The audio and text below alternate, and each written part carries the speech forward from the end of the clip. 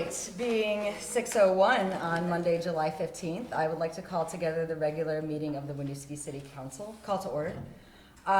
Please join me in the Pledge of Allegiance, led by Councilor Amy Lafayette.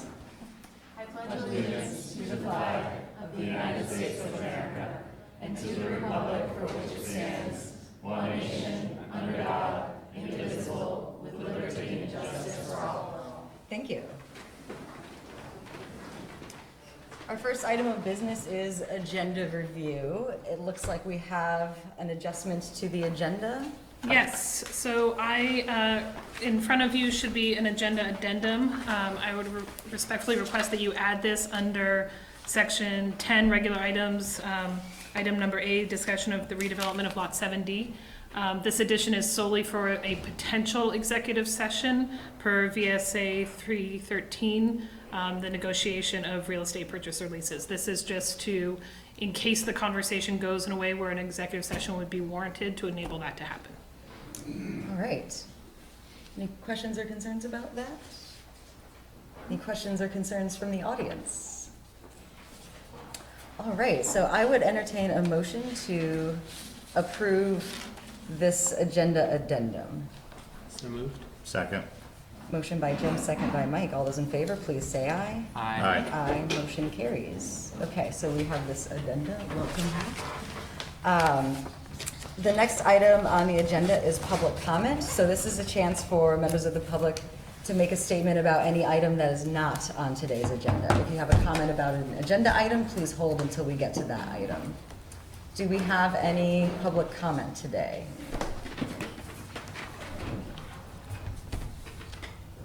Seeing and hearing none, I will move to our next item, which is our consent agenda. We have several items on the consent agenda today. We have the City Council minutes of June 27, 2019. Oh yes, this was our special meeting to approve the tax rate. We were all present for that. We have payroll warrant ending June 19th to June 29, and warrant ending July 12 and subsequent to payout for May. We have VTrans Town Road and Bridge Standards, which is a compliance step. Hickok Street Clean Water State Revolving Loan Fund, Step 1 application. This is something we approved at a prior meeting. Pine Grove Terrace Contract Award, again, we approved this contract at a prior meeting. Main Street Clean Water and Drinking Water State Revolving Loan Fund, Step 1 application. Main Street Engineering Services Agreement with VHB. Again, both of these were approved at a prior meeting. And then a local agreement tax rate for veterans exemption, which is a standard state of Vermont tax exemption item. Are there any questions about the consent agenda from council? Any questions or concerns from the public? Seeing and hearing none, I would entertain a motion to approve the consent agenda items. So moved. Second. Motion by Mike, second by Jim. All those in favor, please say aye. Aye. Motion carries. Thank you. Our next item of business is city updates. Great, thank you. So just a couple of updates for you this evening. Just a reminder that our next official council meeting will be August 19th. Because that is a month away, we will need to do a midterm warrant the first week in August. So we will be looking for 3 of you to come in and sign that between council meetings, and then we will affirm it at the August 19th council meeting. So just a heads up that we will be sending around that request. And then following that August 19th council meeting, we will be having a special council meeting on August 21st, which will be the joint meeting between the city council and the school trustees, with 2 primary agenda items, one talking about the equity work, and then 2, what the superintendent and I are calling kind of finance 101 between the 2 bodies to understand how each is making decisions about big picture budget and debt in the next couple of years. Angela and I continue to work with the state auditor's office on the TIF audit. We met with them this afternoon. It's going well. Angela is doing a great job getting information to the state auditor. This is our every 5-year audit of our TIF district. We anticipate receiving a draft final audit report from them in October. That's the current timeline. And then the only other things I want to highlight are some fun upcoming family and friend events in Winooski over the next month. Of course, August 7th will be our next Winooski Wednesday event. We do have scheduled an urban campout for this weekend in Cassavant. If you are interested in that, tomorrow is the last day to register. So bring your tents, bring your friends to Cassavant, sleep under the stars with your neighbors. Additionally, on July 26th, which is Friday at 1 o'clock at the OCC, the library is inviting in the Vermont Institute of Natural Sciences to do an animal education event with some of our young folks, so that'll be a great time. We are still accepting applications for Wicked Cool Kids summer camps in August, so if families are looking for things for their kids to do in August, go to our website and think about that as an option. We are doing this summer trying out a youth and adult pickup soccer league at the school district on Tuesday evenings from 6 to 8. This is a great way for parents and kids to come together and play soccer together. It's free, open to the public, just no need to sign up. Just stop by on a beautiful Tuesday night and play soccer with your neighbors. And then finally, we're doing a football skills development program the week of August 5th. At Landry. Again, this is free. We would appreciate you registering or getting in touch with us, but stop by Landry Park and develop some football skills. That's all I've got. Thank you. Thank you. Our next item of business is council reports. Can I start on this end with you, Jim? Sure. So since our last meeting in mid-June, we did have our final meeting of the Winooski Equity Dialogue, and I assume that you'll cover more of that than I will. So I'm happy to have participated in that, and other activities include we're about to get going with a tree inventory for the city as part of our urban tree work here in the city. So that's coming up soon too. Thank you. Yeah, so to pick up on the Winooski Equity Dialogue, we had a very successful series of meetings. We had 4 meetings, which came out of the Equity Summit that we had back in the late winter, spring. And out of that, there were 2 ideas that rose to the top. One would be to create an Equity Leadership Council, which would be a diverse group of community members that will help us as a council have a better sense of equity in the work that we do. And the other one is to expand the role of the multilingual liaisons that are now with the school system and how they might be able to work here in our city to help us be better at connecting with all of the different citizens that live in our community. So I reached out to the 15 people who served on the council, and I had 3 responses for the Equity Leadership Council, and still waiting to hear for those who might want to step up and help figure out the details for the multilingual liaison expansion. So we hope to get both of those working teams together in the next few weeks so that at our next council meeting we can hear their findings. An update from the Community Service Commission. They have prepared a draft for their scholarship policy. They're making some final tweaks, and they're going to bring it forward to us at our next council meeting to consider approval. And that's it. Thanks, Hal. Sure.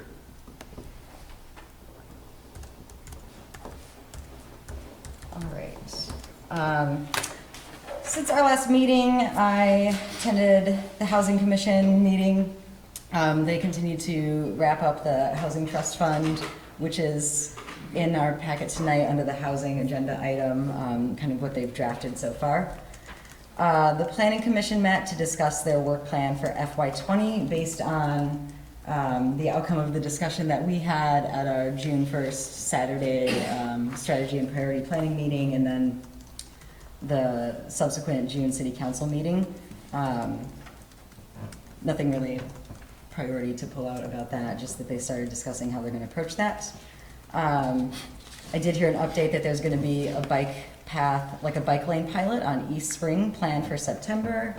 I don't really have a lot of details about that. The Winooski Bicycle Coalition is working on that, so there'll be more information to come.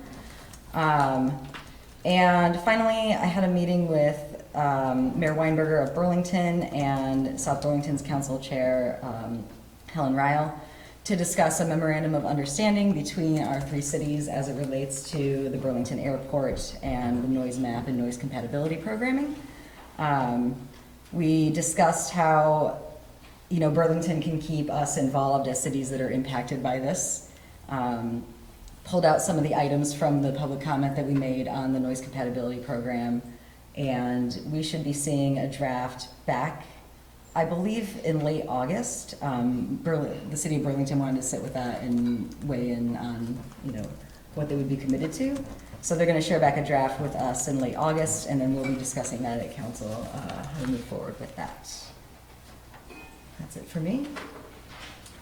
I attended the downtown Winooski meeting last month, and they are in the process of updating their bylaws to better reflect the new mission of their organization, which is really business focused. So that was what the majority of the meeting was spent on.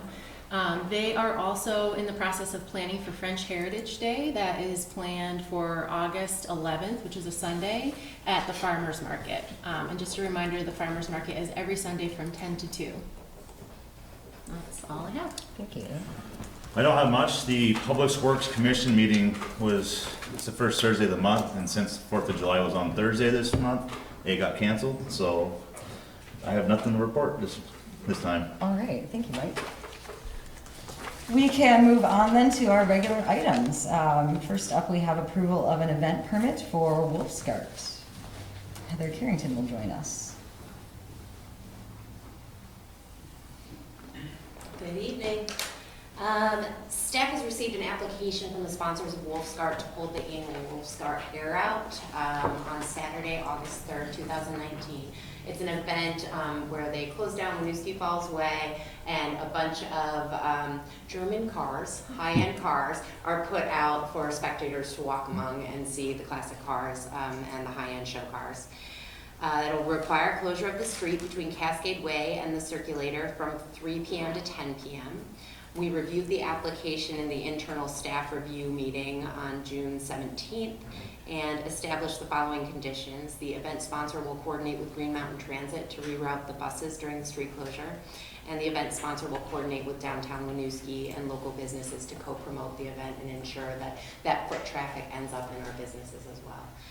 This will be, I believe, the 5th or 6th year that they'll be holding the Air Out here, and it's part of a long weekend, a 3-day event that is the total Wolfscart, so it's one piece of a total event, and we recommend approval for this event. Anything different from past years worth noting? No, not. I don't believe there's really much different at all. All right, thank you. Mm-hmm. Any questions or concerns from council? Any questions or concerns from the public? Seeing and hearing none, I would entertain a motion to approve the event permit for Wolfscart. So moved. Second. Motion by Amy, second by Hal. All those in favor, please say aye. Aye. Motion carries. Thank you. Thank you. Thanks, Heather. All right. So our next item on the agenda for discussion or approval is commission charters and bylaws updates. So we have been discussing as a council for several months realigning the commissions to meet our strategic vision area. We discussed this at our priority and planning session back in June, and at our last meeting talked about updating the language that's in the charters to reflect, to be more aligned across the board, to be more referential of existing documents like our master plan. So if you look at some of the older charters, there's references to helping establish vision, but we have a vision and our master plan now, so we're just updating that language. In addition to that, we have sort of renamed and reconfigured. So we have a finance commission. We want to align that to our economic vitality strategic area. We have community services and public works commissions. We want to kind of combine forces there to align to our safe, healthy, and connected people area. We have a public works commission, want to align that to municipal infrastructure. We also have a charter commission that we approved last October, the previous council did, and we wanted to, as we have discussed at previous meetings, expand the scope of that approved charter from just the voting issue to also include some governance issues as well as making sure that we are aligned with the school's charter where we need to be as separate municipalities that work together. So what we are discussing tonight is moving forward with these charters in this new alignment, how we feel about the new language that's being used. So to be clear, these charters are already all established as is, and we have just made some updates to the language of them. We also have commission bylaws here, which have some small updates, I believe, from previous years, again, to be more referential of existing documentation. Is there anything you would add, Jesse? That was a good overview. All right. So I would just like to start by saying that I really appreciated the stronger reference to the master plan, to state statute, to existing guidelines rather than recreating it in these documents.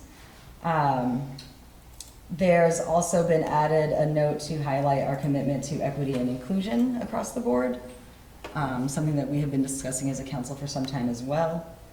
And the language is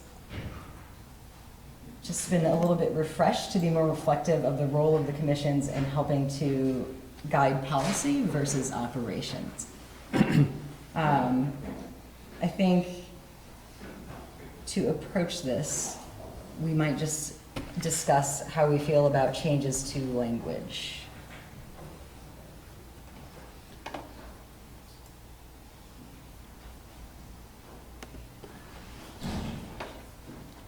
Do you all feel like this is reflective of the previous conversations we've had, that the alignment works for you and this move towards our strategic vision? I will start off by saying that our meeting on 6/17 of 2019, we discussed all the commissions except for the Charter Commission. And I think that at that time, it would have been nice to discuss, get into that language of that Charter Commission so we could have had it for approval for this meeting. I reached out to some residents, many of them are here tonight. One that couldn't make it here gave me an email of some language that I think would better align with the Charter Commission. And I'd like to propose that to the council and for consideration to change the language to removing the Winooski voters with charter change that would enable non-citizen residents to vote in Winooski. I think a better way of saying this for this charter change would be for Winooski voters with any charter changes related to municipal elections. I think that would be a better way to say that because it gives it a better, broader view instead of just being descriptive to a entity. And I think that's kind of our job, is to make it a broader view and not put it in descriptive like this. So for some historical context, this Charter Commission was established for that one specific issue. We had discussions in the past about whether it should be focused on multiple charter updates or to stay focused on the all resident voting, non-citizen voting issue that came up. So the existing charter is focused specifically on that task because that is what we have established this commission to do. What we have been discussing is broadening that scope to include some of these other items. It's certainly possible to change the language. At this time, it's also possible to update the language and refresh it as the focus of the commission changes as well. That is something that we can discuss tonight. And do you think the language as written kind of reflects the strategic planning discussions that we had in early June to expand scope rather than changing scope? And so given that we already have this established charter commission charter, keeping those components that were already there and have been decided by past council seems appropriate, and the expanded scope provides more room for the charter commission to focus, I think, on things nimbly and reflexively rather than getting a pretty broad mandate. So personally, from keeping with the past work already done by the council and the existence of this commission on the books, I think this is a good expansion of role, but I don't know that it needs to be made more vague at this point.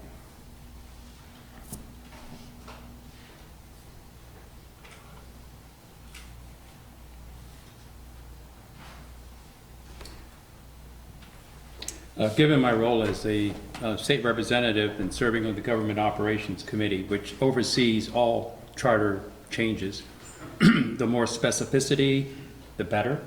So keeping it vague and nebulous, I don't think makes a lot of sense. Well, how, it doesn't keep it vague when it says municipal elections. It just takes out the non-citizen resident voting, because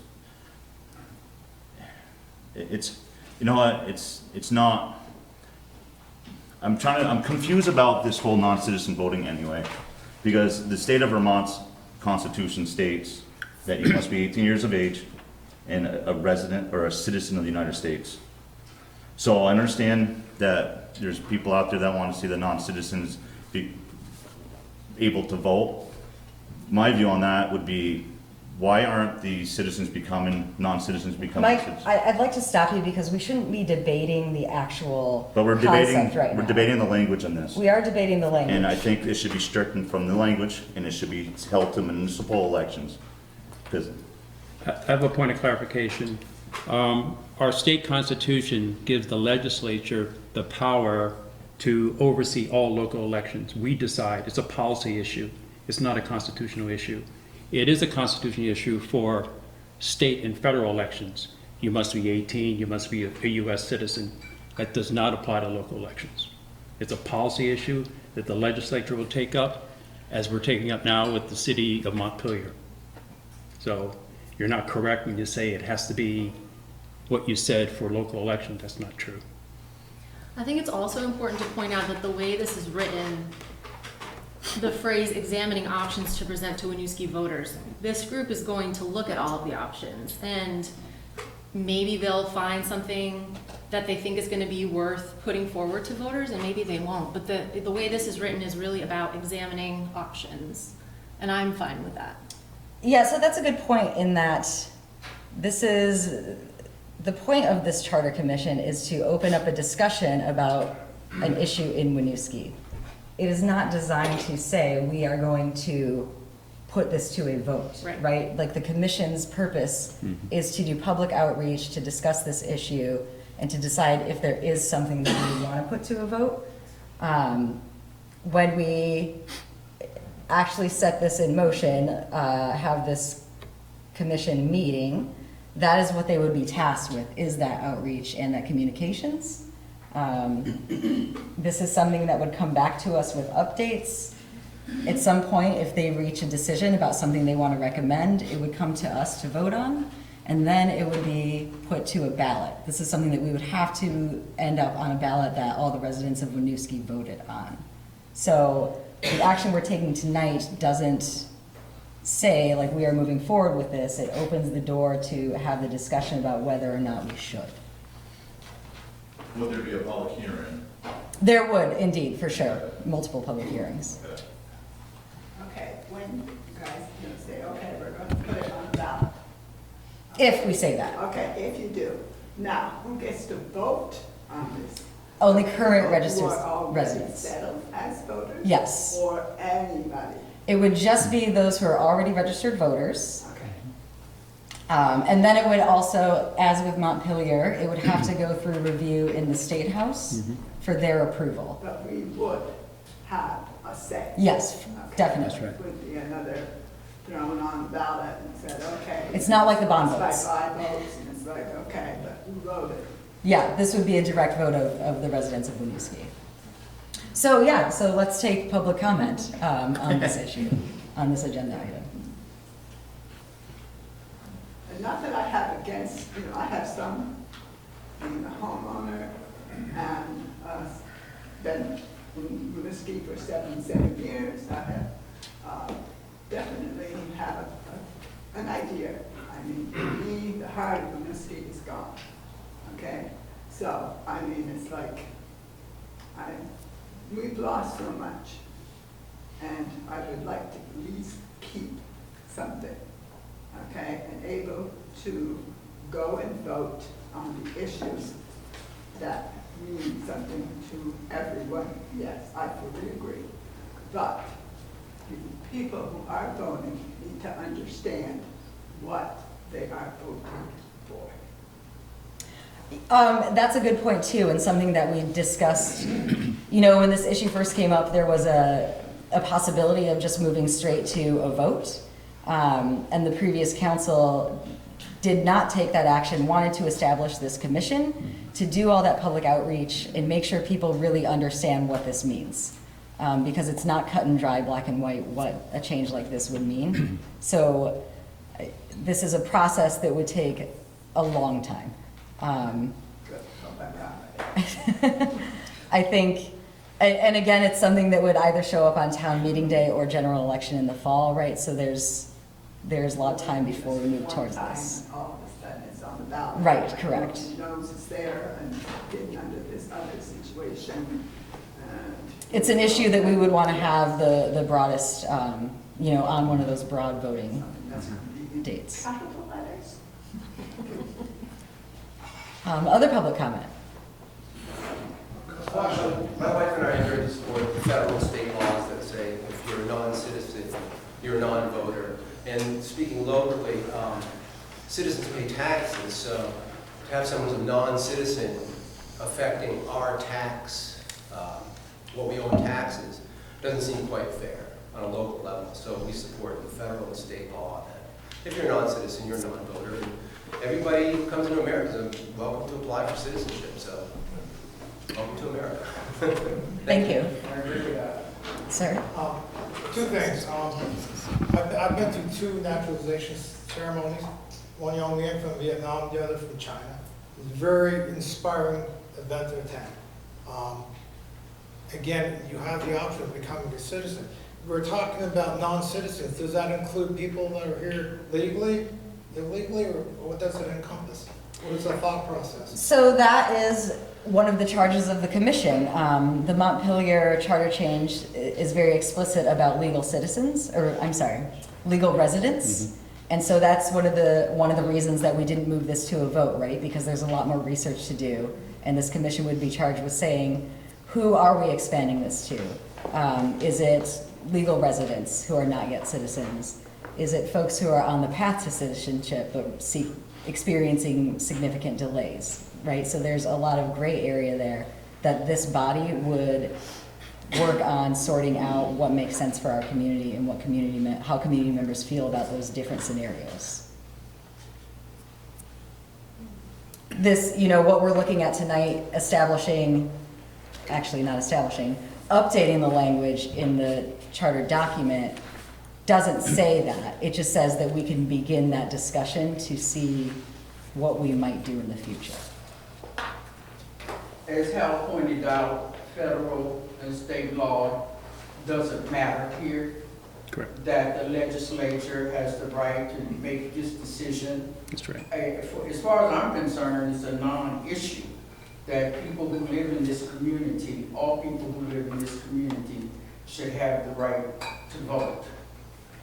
The issue of taxes, every single person in this room pays taxes whether they own a home or they rent, because rents are raised when taxes are raised.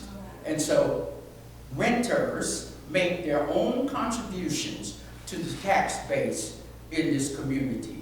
And it's a false dichotomy that we have consistently made here in Winooski between homeowners and renters. But that actually means more than that. It actually means more than what we are acknowledging in this room. So as far as I'm concerned, I wasn't born in Vermont, right? I'm a relatively recent resident of Vermont. I live here, and because I live in Winooski, the votes in Winooski do not reflect the population of Winooski. And the population of Winooski needs to be represented by more than those people who currently have the right to vote here.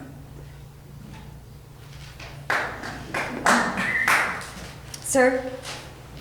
So, so I just want to add one more thing. Like, there are two types of immigrants, citizens. Like me, I come from India, and I'll probably get my green card in next 110 years or 20 years. And there are other people like who are refugees who came here, and anyway they will get their green card in like couple of years, maybe before your next election itself. So people like me who can never vote, but we are still paying taxes, we are still contributing in every part of society. Like many of you know that thing. I own a house in Winooski, but I cannot vote. I cannot raise my issues. So there are two types of immigrants we need to consider. Thank you. Is there any data on how many non-citizens live in Winooski? I did some research. It's maybe up to 12%. I would say that's factual data that I saw. It's not verified.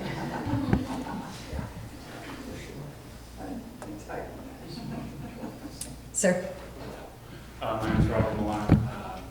You actually already know where I stand on this issue. I sat back there and supported this issue, but the point I would like to make is that this issue is not going to get figured out here. That's why that's why the previous council put this commission together, and this commission needs to go forward and do the research and put something together to present to the voters. We're not going to legislate it here. Thank you.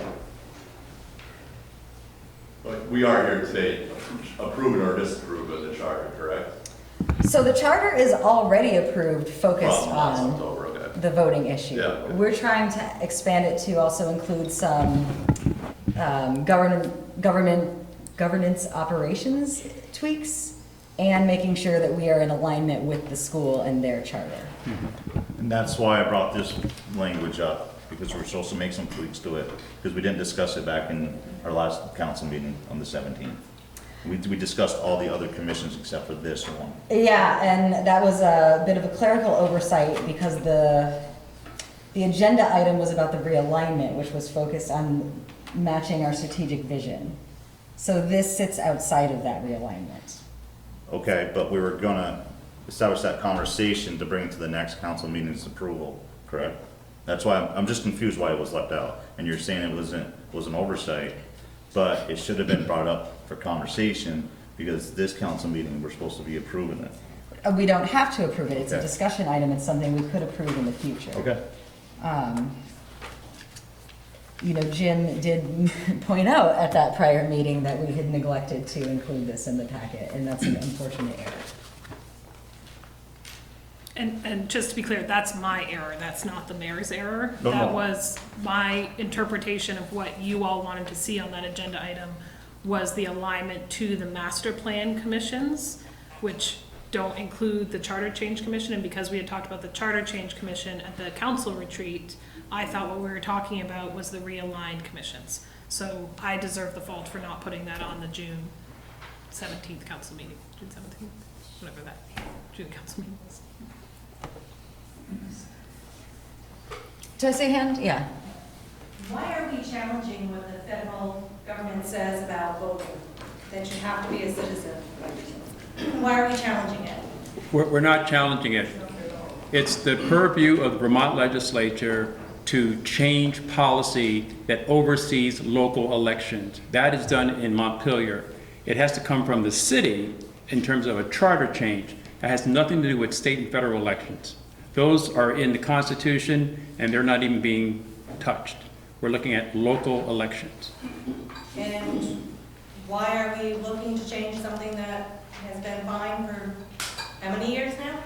Well, when you look at a community like Winooski, we're probably around 19% people of color, and many of them are foreign-born, new Americans, who have no voice. It's similar to taxation without representation. If they're here, then they can become legal citizens. It takes about 5 to 10 years for that to happen. Well, then they take 5 to 10 years. Well, we'll have the commission decide Why are we that. bending down to them? We'll have the commission decide that. Thank you. Sir? I agree with what the lady says. I hold a license with the Treasury Department of the federal government, and if you decide to allow the election of local officials, you're going to have a separate ballot. You're going to have the separate documents in regards to checkoff, because the individuals will not be able to vote for your senators at the federal level, the president, or representatives. The other question I have is, in your bylaws, I noticed in there you refer to, let me just refer to it here.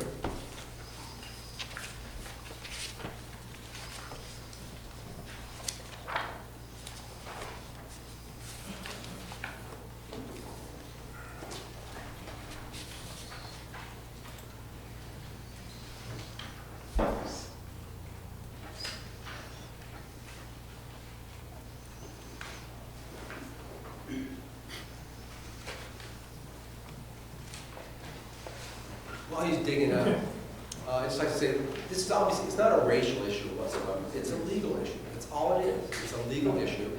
The laws are there, federally, state. I say just follow the law the way it has been. Despite, I think Winooski has done a fair share of taking refugees in. That's great. But, you know, they're welcome to America. These are our laws. And that's the way I think it should be. And just continue. That's Thank the you. problem, so. Okay, when Winooski was first established, we had the Irish, we had the Italian, we had the French. Okay, we became one country, and we became an entity. We were all together, and we all were citizens, but we were different nationalities. And I'm not against the different nationalities. I went to school to learn English because my family was French. Okay? I mean, we need to be able to have people read what they are voting for, not tell an interpreter telling them what is on. If a person cannot read what they are signing, and this is, I mean, you have to be 18, so therefore by that time, you should be able to read. Okay, I mean, this isn't one of my other situations that I have. I mean, yeah, we were a diversified city when it first began. I mean, I had a friend who's Italian and man who's Indian. I mean, no, no, Marians, you're just as French as I am. So but anyway, it's just, you know, we were diversified. We came through, but we came through as a group, and we're not against anybody. We were all American citizens. That's what we need. And that's the bottom line. That's what I'm trying to reach to. And I was kind of. I mean, truly, it may take 5 to 10 years, and the children of the nationalities are coming up. Are they not going to become citizens? And if they're not, then why should they be able to vote? We should be looking into more. They can't in 10 years become and grow. And I know some people, you know, are little, where, you know, my grandmother, she passed away, spoke French. Okay? I mean, she had lived here all her life, but I spoke French to my grandmother. And my grandmother did not vote because she didn't understand. I mean, true, I agree. Voting is a very, and it's become a lot stronger thing than when I was younger. But again, I wanted to vote. I did what I needed to do to be able to vote. So if someone wants to really vote, the fact that all they have to do is become a citizen, then so be it. Do it. Thank you. Did you Ma'am? find his comment? Oh, sorry, did you find what you were? The other thing that I might mention, I have a daughter-in-law that actually came from Romania, and she has to get a green card. And every year, though, she had to go back to Romania and then reapply again as such. So individuals that come into the country legally, as the lady indicated, they can go through the process. Now, I know it's a process that was almost 8 years, or even longer in some cases. I believe it needs to be reduced down to at least 5 as such. The other thing is, in regards to the charter, you indicate in one area legal voters, And then another area, you indicate qualified voters. Is there some reason for those two different terminologies? But Where are you that referring? there should be a definition indicating what each of those actually mean. To where are you referring? Which document? That's the charter, The city charter or Yeah. the charter we're discussing right now? the city charter. So that is one of the things that we want this body to do, is clean up some of that language. Okay. Because there's more than one instance in I there don't- of conflicting I don't language. disagree with the terms, but I think there should be a definition so that everybody understands what that means. Yeah, and so that is also an item that this body could look at, should we expand the scope of the work. There were some other hands, sir. Oh, ma'am, I saw you first, sorry. I'm just confused that, first of all, who made the law that it takes 10 years or 8 years to become a citizen? And how can we change that? I mean, I think 10 years is a long time to wait. I've heard plenty about immigration reform at the federal level for many years and seen no action. What's that? That's something that we have heard our federal government discussing for many years, is immigration reform, and we've seen no action there. But there's nothing we can do about that? Write your congressman. Yeah. What? Write your congressman. Senator. Okay. Sir, did you still, I saw your hand earlier. I just felt that voting is a reward, privilege that comes with citizenship. And yes, it may take several years, but that's the reward. I have no issue with people representing themselves, but there's a process. And anything that just gives somebody a chance to cut in line, so to speak, that may not be the best phrase, but it's just sacrilege. I mean, it's just, voting is precious and to be earned. And that's where I stand. Thank you. Voting votes are not earned. My parents and my grandparents were born in this country, and they did not have the right to vote. We were citizens of the country. And the reason that we can now vote is because caring and concerned human beings understood that there was something unjust about that, and people needed to be represented in the place where we live. We are not talking about federal elections. We are not talking about state elections. We are talking about a population that lives in Winooski that has no voice and is not represented, and other populations make decisions for them. I don't care about federal law. Is voting a privilege? Yes, it was a privilege. And people stood up and said, I should have the right to vote. Laws were changed.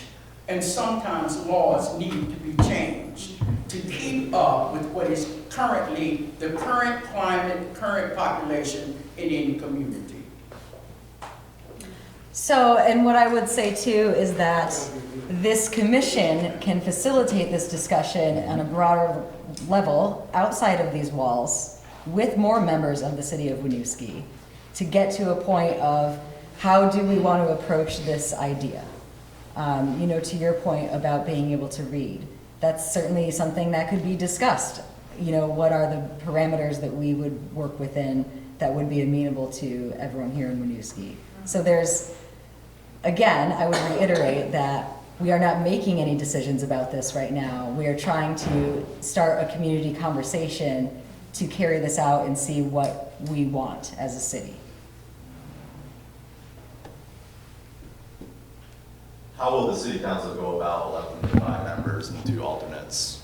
So we receive applications. We interview those applicants with whoever is like the council liaison and staff liaison would interview those applicants and then bring them forward to a city council meeting for a possible appointment, which would have to be approved by the body here.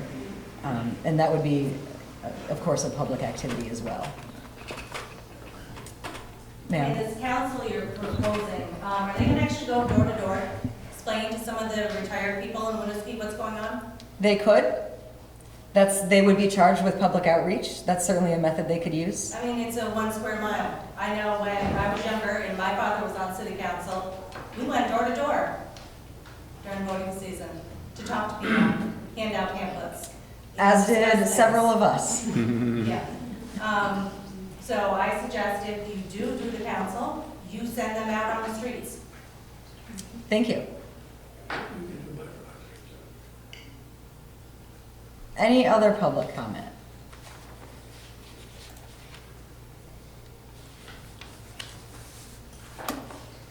All right. Circling back, so we clearly have a question about the language in the Charter Commission charter. Are there any questions about the other charters that we need to discuss? I felt like the other charters reflected what we talked about at the retreat and at the previous meeting. So Absolutely. I'm good with those. As I am, now, I'm wondering if, are we gonna set forth and approve those other commissions, and can we do it separately, or are you gonna group them and try to, are we moving for a vote tonight on this? Yeah, so this is a discussion or approval topic. If there's a motion to approve these documents, then we would move forward with that. So my question is, are we able to move forward on the commissions that we discussed on 6/17 and leave the Charter Commission out for another discussion? There's no, yes, you can absolutely vote on them piecemeal. We can, that would be at the discretion of On the, that Charter Commission. I'm sorry, what's that? Are we able to have a public hearing on that Charter Commission, that specific Charter Commission? I feel like we just did. Okay. And we discussed it last fall at several meetings. Yep. You know, this isn't new information that's coming out. It is a new council though. I feel like this kind of is like a public hearing, but you guys, I mean, the council, this was just added on to the agenda, and a lot of the folks in Winooski didn't know about it, so I think if we held off, maybe to the next council meeting, got more of the public engaged, more community involvement, you know, we'd probably get more people down here, pack this place out. As this charter get, like, was you get both already sides, you know? established, Yeah, I don't feel the yeah. need to do that Okay. because this was already voted and approved in the past. Gotcha. What we are doing now is adding some Language. language. Thank you. Quick Sir. question. How are these agendas promoted to the people so they know what's going on? They're pushed Not very out well, by I the don't city think. website, they're shared on Front Porch Forum.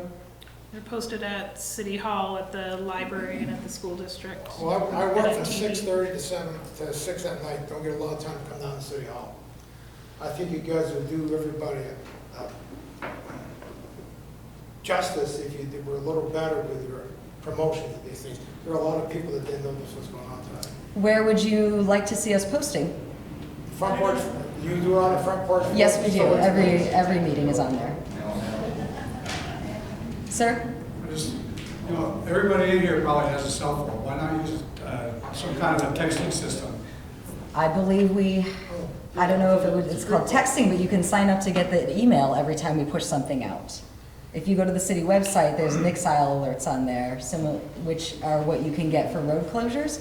You can also sign up to be alerted whenever an agenda or a public item is released. That's a good reminder. We should. It certainly sounds like we should do a push to tell people what all the venues are. Ma'am? Winooski has a school newsletter. Why aren't we joining in with them and putting it in there? So we don't have an agenda until the Friday before a meeting, and that newsletter requires 6 weeks lead time. We do put updates in there on what is happening in a broad sense.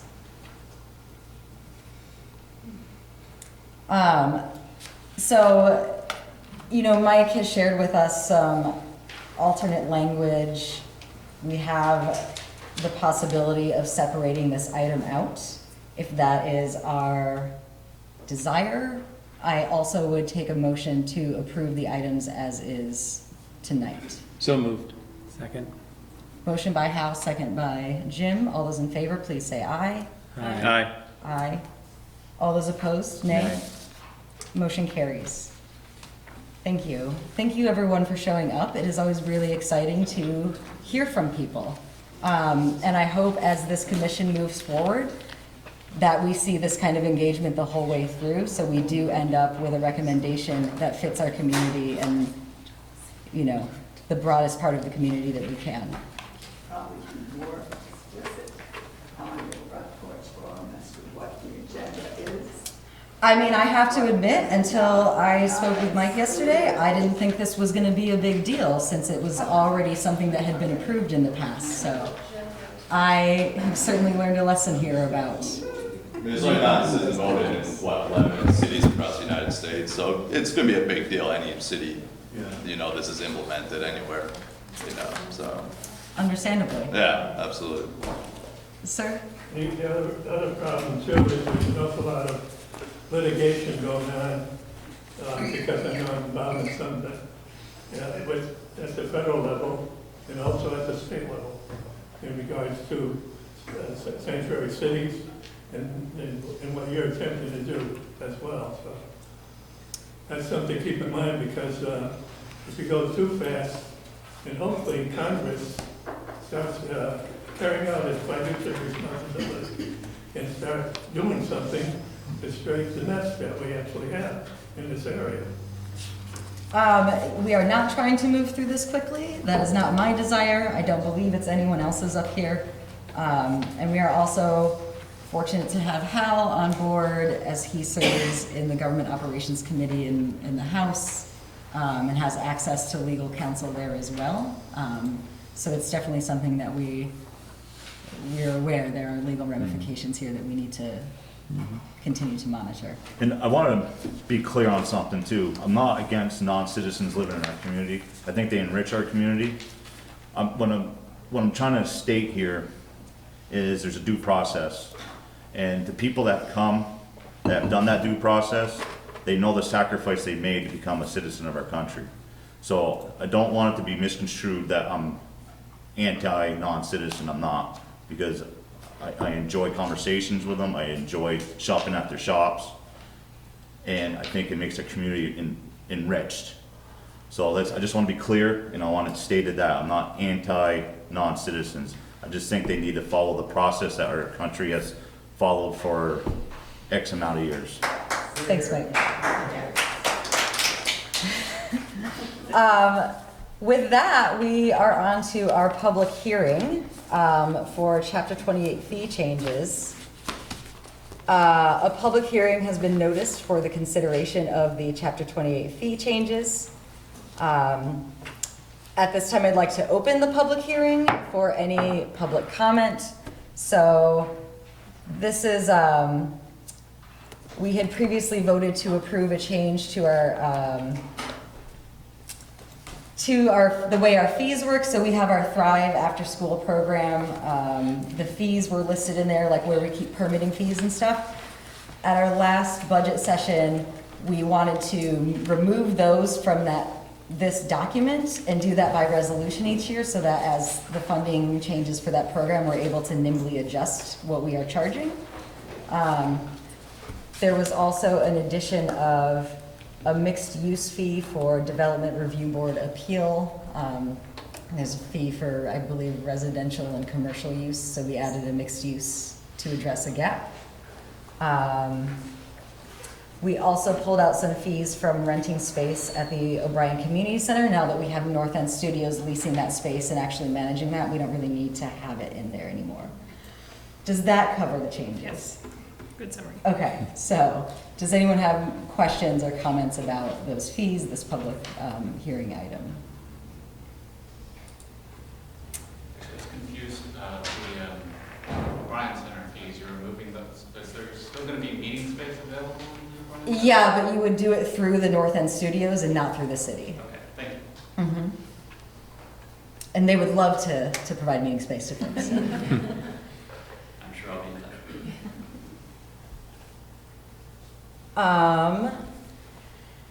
If there is no more public comment, seeing no additional comment, I will close the public hearing. And we can then, if we have any questions as a council, discuss those. We don't need to reapprove it, right? You do need to officially approve. Officially the approve, okay. ordinance, yep. Did you all have any follow-up questions or concerns on these changes that we did approve already?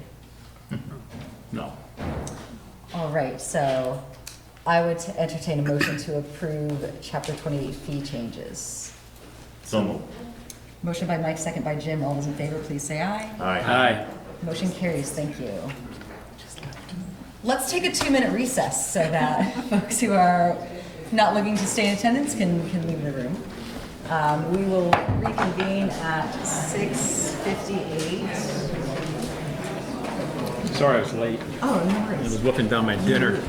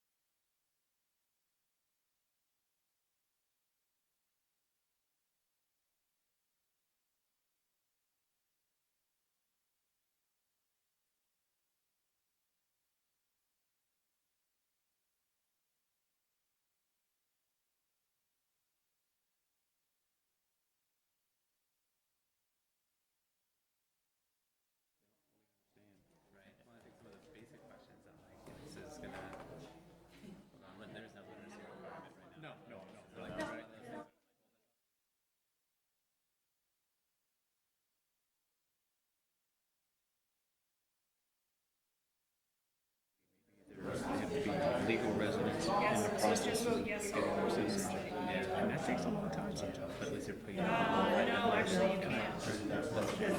Yeah, you can't sign the paper. Well, I think it's Because great they to did have a this, slate, you yeah, can't it's sign nice the discussion. I think it's great to have the chance to really have Thank you for catching that. like do that. Well, that's why I was trying to get them. Exactly.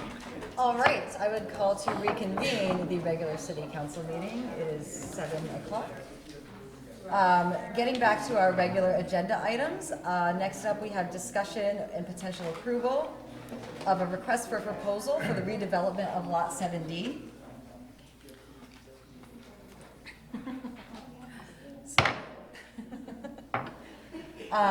Do you need to bring anyone? Yes, so I'd like to invite up Heather and John Rauscher as well. So as they're coming up, setting the table a little for this agenda item. So Lot 7D is the last significant lot in the TIF district that the city has control over. We are bringing you tonight this draft RFP per our policies, you do not need to approve RFPs. There's no requirement for that. But ultimately, per the charter, you are the only body who can dispose of or sell or swap land. So to the extent that ultimately you would need to make a decision about what we do in the future with Lot 7D, we wanted to bring you forward this draft RFP to kind of gauge your interest in how we've laid this out before moving forward. So that's the kind of legal foundation and why we're bringing this to you tonight. More specifically in content, so as you know, back last winter, or actually for 2.5, 3 years, we've been working with a development partner to bring a hotel to Winooski. For the last 2 years, those conversations have focused around 7D. Last February, the prior council approved a potential permit for a parking structure and a hotel on that parcel and a subdivision. Of that parcel, the voters on town meeting day approved the bond vote to build that parking structure. In May, we were told by the development partner, Winooski Hotel Group, that they are no longer interested in 7D and they want to re-explore options to bring a hotel to Lot 8, which is the lot right at the corner of Winooski Falls Way and Cascades Way, so kind of in front of Waterworks. Not at the bottom of the rotary, but in front of Waterworks. There's currently a bus station there, a little bus shelter.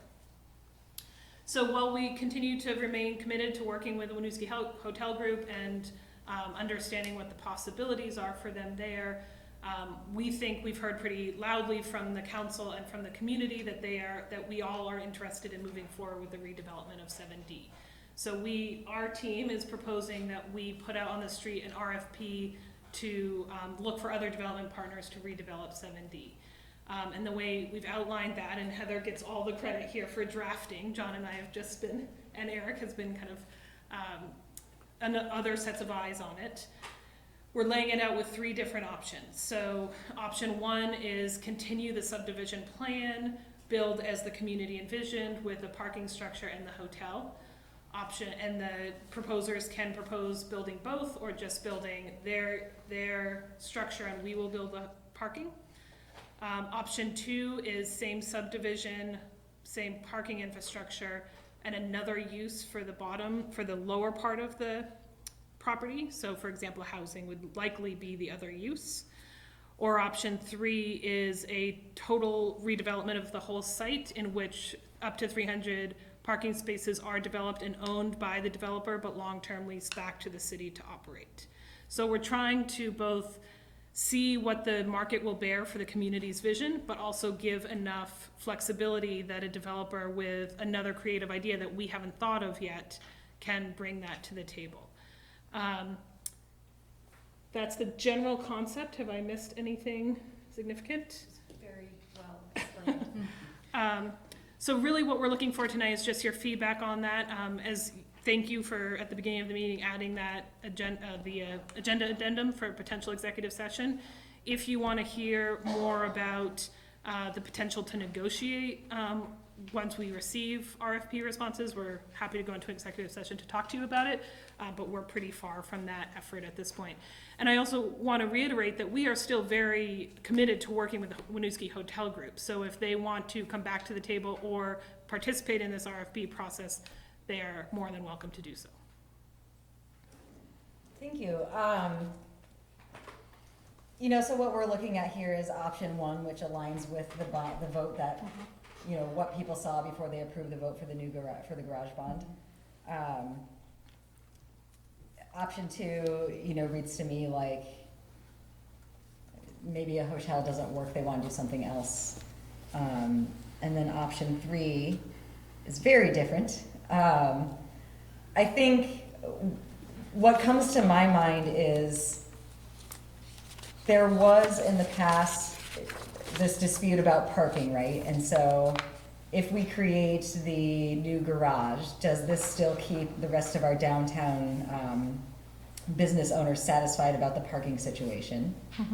And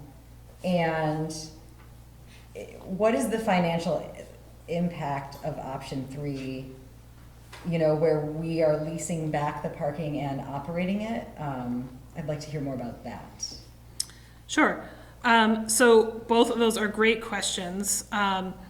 The so taking them one at a time, the city has committed to property owners to build additional parking infrastructure. So any of the three of these result in more parking inventory downtown. I think that whatever you decide to do with 7D in the future, as long as there is new parking inventory included, will satisfy the needs of the downtown property owners, including the new parking demand that will be developed by the redevelopment of the bottom of 7D. Does that answer that question? Yes. And then to the long-term lease question, that's an excellent point and something that you would need to look at over as we negotiated a development agreement and a parking agreement that would be required as a result of this RFP, and in any long-term parking budget before you executed those agreements. What we have heard from the developers to date is that the cost estimate that was done on the garage as currently designed, we could pay for the debt service and the operations costs of that garage with the contracts we either currently have in place or anticipate having in place with the new users. If we long-term lease it back, part of that negotiation will be, this is the amount of money we have per our parking agreements. We don't have more than that to pay for. And then the question for the developer is, their pro forma and what their pro forma will handle. So while we can borrow money at a lower interest rate, a developer may say, well, we'll borrow that construction money at a higher interest rate, but we know we have X number of dollars to invest up front, so we can put that up front, buy down the cost, and not have that long-term debt, but have a guaranteed revenue stream for 20 or 30 years, the life of our initial investment in this infrastructure. So what this RFP is really hoping to do is kind of test that market, test the waters, see what the development community can put together. And what is our role? You're going to typically you receive the proposals, staff would review those and bring something to recommendation. We're really opening it up here for an option that is very far from what Community Vision currently has agreed to. What's our role or recourse there to say what you propose really just isn't in line, even if it sort of meets the RFP requirements? Can you say that one more time? So you receive a proposal that meets the requirements of what you've outlined in the RFP, and then we feel, or the community feels like this is not a good idea. What can we do? Okay, got it. So an RFP, much like a bond vote, is not an obligation to do something. It is essentially a permission to do it. So just because we issue an RFP and see what the market will bring us does not obligate us to award. And in fact, there's a clause in the RFP that says we reserve the right, well, one, we reserve the right to negotiate. Two, we reserve the right to reject all the proposals if they're not in the community's vision. I think it's written in here 3 different ways, actually. And then additionally, we do intend, maybe Heather, you could do an overview of the process you've outlined, because part of that process is very clearly in the RFP and in their response period to have opportunities to sit with the developers and answer their questions and help them understand what the community's vision has been. I just want to call to your attention, under section method of award and selection criteria, it specifically says decisions to sell the property are at the sole discretion of City Council. This RFP process shall not create a binding obligation on the part of City Council to sell the property unless and until a purchase and sale agreement has been executed and all pertinent city charter and policy requirements have been satisfied. If a written agreement cannot be negotiated with the selected bidder within a reasonable period of time after selection, the city reserves the right to terminate negotiations and select another bidder from among the other finalists. So that's just one place where it says it multiple places in here. Yeah. So, and in terms of walking you through the evaluation process, all complete submittals will be reviewed by a staff team. So that will be probably Jesse, John, myself, and Eric Norwald. So we'll go through those and come up with a slate of finalists, and the top 3 finalists will be called in to have an interview with us before we make recommendations on that. We'll be looking at evaluation criteria that include completeness of the proposal, qualifications and experience of the project team, and proven Vermont developers will receive the highest ratings on that particular criteria. The proposed approach to development aligns with city goals, so again, that's a place where we're weighing that. The contractor team demonstrates a clear vision of the proposed development and demonstrates possession of the resources necessary to successfully complete the project. The proposed development maximizes the development potential of the site and proposes the highest and best use of the property, and that really leaves us an opportunity. There may be things we haven't thought of that may actually be even more aligned with the city's values, so it leaves us that opportunity. And ultimately the benefit to the city of the proposed term of sale for the property. So once we've gone through that process, then we're able to bring a recommendation forward to you, and you can review that and make a final decision on that, and we can begin negotiations. And again, if negotiations are not working out the way that we want them to, there's nothing stopping us from moving to the next one. Thank you. One other thing I just want to call out that is different about this process than the process we have been going under to this date is that with the Winooski Hotel Group as a development partner, what we'd always, what the city had previously committed to was a land swap between Lot 9 that he currently owns and the bottom of Lot 7D. Under this scenario, we will sell that subdivided or the whole lot to somebody else. So there's a revenue stream there that we haven't taken into consideration in any existing budget or projection thus far. In some of the scenarios, it talks about different options where the bidder could either construct the garage or the city could construct the garage. Is there a cost savings to be had if we allow the bidder to take that on? John, do you want to answer that? Yeah, it depends. It really depends what the package they submit is going to look like. So again, I think it gets to reviewing all the RFP responses and going through the pro forma to see which package makes the most economical sense for the city. So it could just be preference for some construction companies that they would want to be managing both projects? Is that why we're putting it? So for example, like you could have a CM that wants to, take advantage of that 5% sort of overhead and profit. And so their overhead and profit's going to be much larger on, say, a garage and hotel project versus just doing the hotel. So that could be desirable for a CM that wants to take on both projects. And why that's desirable is that if they're going to make a profit on building something for us as well, they may put some of that profit into their offer to purchase the property. So the dollars would come back to us somewhere else in the pro forma. But we don't know that until we see the pro forma. One of the things John and I, in going through this process with the developer to date, one of the things that has been a preference for us is having the same CM and subs on the site at the same time.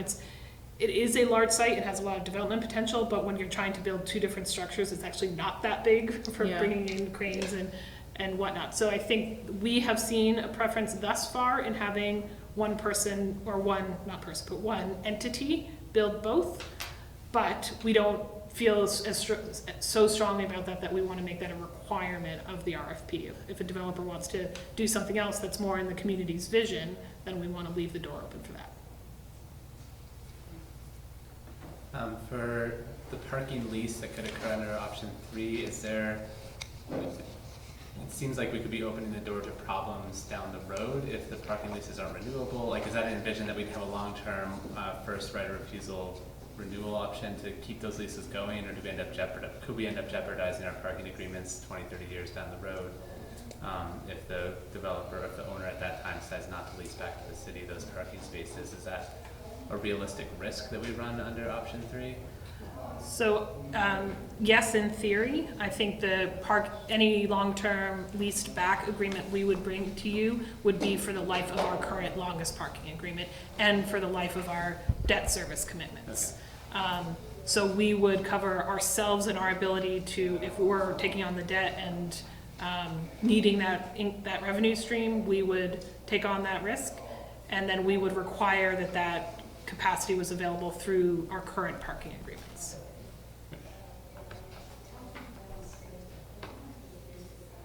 Would we be in a position to ensure that that garage uses the same access methods or program or whatever, so that all of our parking is aligned for users? Yeah, so that's the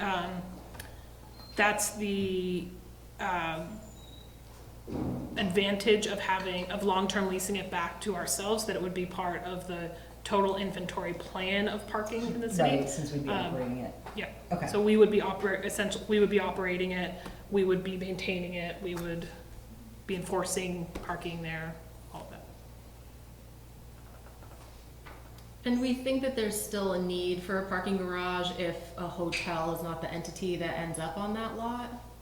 I know obviously parking is at a premium down there, but I think a big piece of why voters approved it was because there was gonna be hotel guests coming, you know, and if it's, I don't know, like a concert hall or whatever ends up there that may not be using it all the time, is there still that need for parking? So that's a great question. So I think there is still, certainly what we hear from the downtown property owners is that there is still very much an inventory need to support the uses currently in the downtown district. The advantage of the design of the garage currently is a hotel is a very high user of parking. Yeah. So for a hotel that could fit on that site, they need about 100 parking spaces, If there was a housing development put up, likely they would need closer to 50 or 60 spaces. I'm speaking very rough numbers at this point. There are a lot of determinants. We don't know how many units, yeah.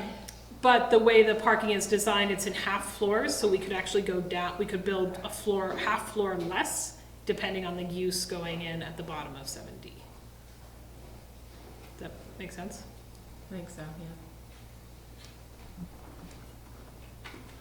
Any other questions? So these are really great questions, and I just want to be clear that you are not committing yourselves to anything tonight other than going out to the market and seeing what might be viable. Anything that is viable will need to come back to you both for approval of development agreements, approval of parking agreements, approval of a land transfer, all of that. So you will have many opportunities to keep poking holes in this. This is a really great discussion. All we're looking for tonight is essentially a head nod of yes, you want us to go out and see what the market will bear. Before we do that, I have a question. Sorry. I want to know, is this going to delay this project? Is it already delayed now because we have to redevelopment? We have to rebid it? Or is this going to affect the TIF bond at all? So that's a good question, Mike. So I would say yes, this is already delayed with the Winooski Hotel Group walking away essentially in May after the March bond vote. Our initial thought with them is that we would be in final engineering now to be under construction late fall or early spring. We're not there yet, and it will take us probably that much time just to bring on a new development partner and get back to final engineering. So yes, I think it is a delay. I think it is our best chance to move something forward. I think our other option is to just hold on to the property as a parking lot as it is now and see what the hotel developer does on lot 8. Angela and I have been looking at the TIF projections, and we're still very confident that even if it doesn't come on the grand list for another year past what we had previously projected, we will still meet our 1-to-1 debt service coverage ratio in the TIF and be able to retire the debt on time. And as I said earlier, one of the things we have never envisioned in that TIF projection is the sale of lot 7D, and this will come with a sale price, and that that proceed will be committed back to the TIF fund. Okay, because I know there's some people out there just waiting for that, and it was a sign of relief when everything got passed in March. I agree. But now I think if they start reading into this, they might get a little nervous now. Yep. Thank you. It's disappointing. It certainly is disappointing. Yep. Are there any questions, concerns from the audience?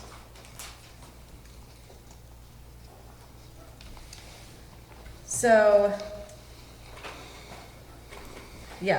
I would entertain a motion to approve the redevelopment of lot 7D request for proposals as we have reviewed. So moved. Second. Motion by Mike, second by Amy. All those in favor, please say aye. Aye. Motion carries. Thank you. Thank you. Thank you, Heather. Thanks. Good stuff. Yep. Thanks, Eric. Our next item for the agenda is a job description for an assistant fire marshal, fire captain. Chief Audi will be joining us. I'll come back to you, Julie. You can pull in Julie up to help us. Moral support. Do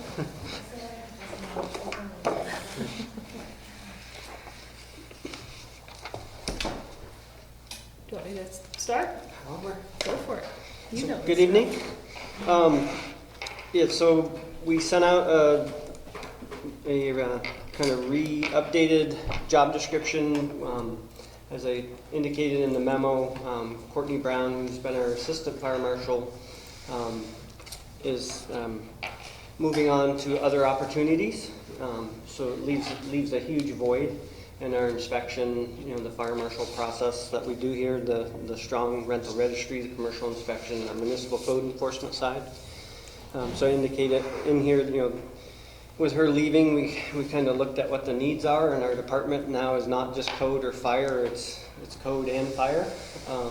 So the opportunity presented itself to have the current fire marshal that does not respond to fire to just start to respond to fire during the day and be part of our emergency response. And as I indicated, it will further strengthen our ability as we move forward with possibly bringing plans review here into the city, and that work is all very much interconnected with what we do with fire and what we'd be doing with plans review.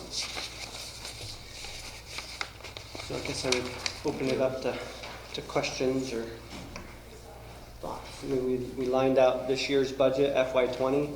Also in the memo, we indicated this was not contemplated, this was not planned for. It was certainly, it wasn't something Courtney was actively looking for. It's an opportunity that we should all be very proud of. She's kind of done very well here and is someone that others seek. So we should be proud in that, as much as it hurts to see her leave. It's a great opportunity for her that she just can't pass up. And so we lined out FY20 and then tried to forecast FY21 moving forward. Again, would open it up to questions. So, sorry, Julie and I are bringing you another document, so so sorry for the scuttling around. The upshot here is that with this staffing change and the opportunity to, the best practice as always relooking at the positions, we're making two positions that used to have a slight differential in grades, essentially the same grade, and doing so within the current budget.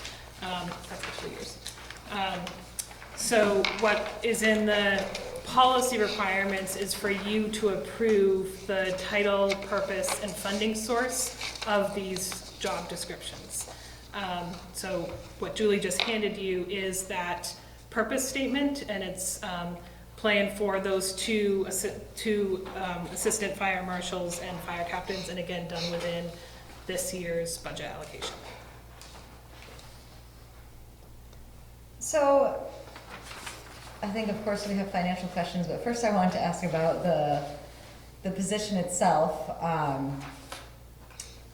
What is as you said, the current assistant fire marshal does not respond to calls. What is the impact of continuing with the new hire still being in that position if they do not respond to calls as well? So it limits what, at any given time, if one of us are on vacation, so essentially it leaves two of us here in the city to respond to daytime calls. Certainly we have our valued part-time staff that are here when they're able to, meaning if they're able to leave their full-time job, or if they happen to be on vacation or be in the area, but we can't predict that. So during the day, we try to maintain two of us here. That's myself and the current assistant fire marshal, fire captain that we created a while ago. And we end up with days that it's just the assistant fire marshal captain if I'm away at a meeting, or if they're on vacation, it's just me as fire chief. and that makes it pretty difficult to respond to calls. Doable, but again, we rely very heavily on our mutual aid partners. So this would bring a third person in the mix to help create some depth and some stability in our daytime response and beyond. And if I could just add one thing to that, because the chief serves, I mean, all the leaders in the city are working leaders, but because the chief is on that 1 or 2 alarm response, it's not unusual for the chief to be pulled out of a meeting to respond to a call during the day when we're trying to do, you know, project planning or develop new procedures or whatnot. So this would allow him to fall down when both of them were on to the number 3 seat, and hopefully more often be able to stay in that kind of high-level policy program management position. And furthermore, I would say that, again, our work is very connected. One of the big challenges that we had with Courtney being non-fire is, you know, she's working with a new developer doing a several $million project, and those are, you know, as that project, we're there every week, she's there every week, and there's lots of decisions that are made that are hopefully 30, 40 year decisions if that building, you know, hopefully it's there that long. So things like how we get a fire truck in and out, and how we connect to the building's FDC, the fire department connection, how the sprinkler system works, that's all stuff that firefighters, it's all interconnected, our knowledge.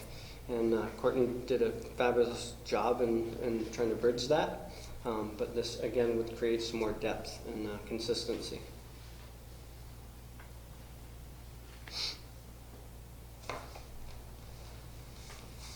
Is this hybrid position something that's pretty common in other departments, or is it more generally separated out? So other fire departments, so you know, there's no one around us that has fire and code connected like we do. Certainly the fire marshal positions, you know, the city of Burlington, their fire marshals respond to fire calls at different levels. There's a battalion chief that's the fire marshal in Burlington, and then they have 2 or 3, so depending on what the alarm is, they're pulled into the mix. Burlington has 22 people to send before they have to tap their fire marshal. You know, South Burlington has a fire marshal on, and again, he responds to fire calls.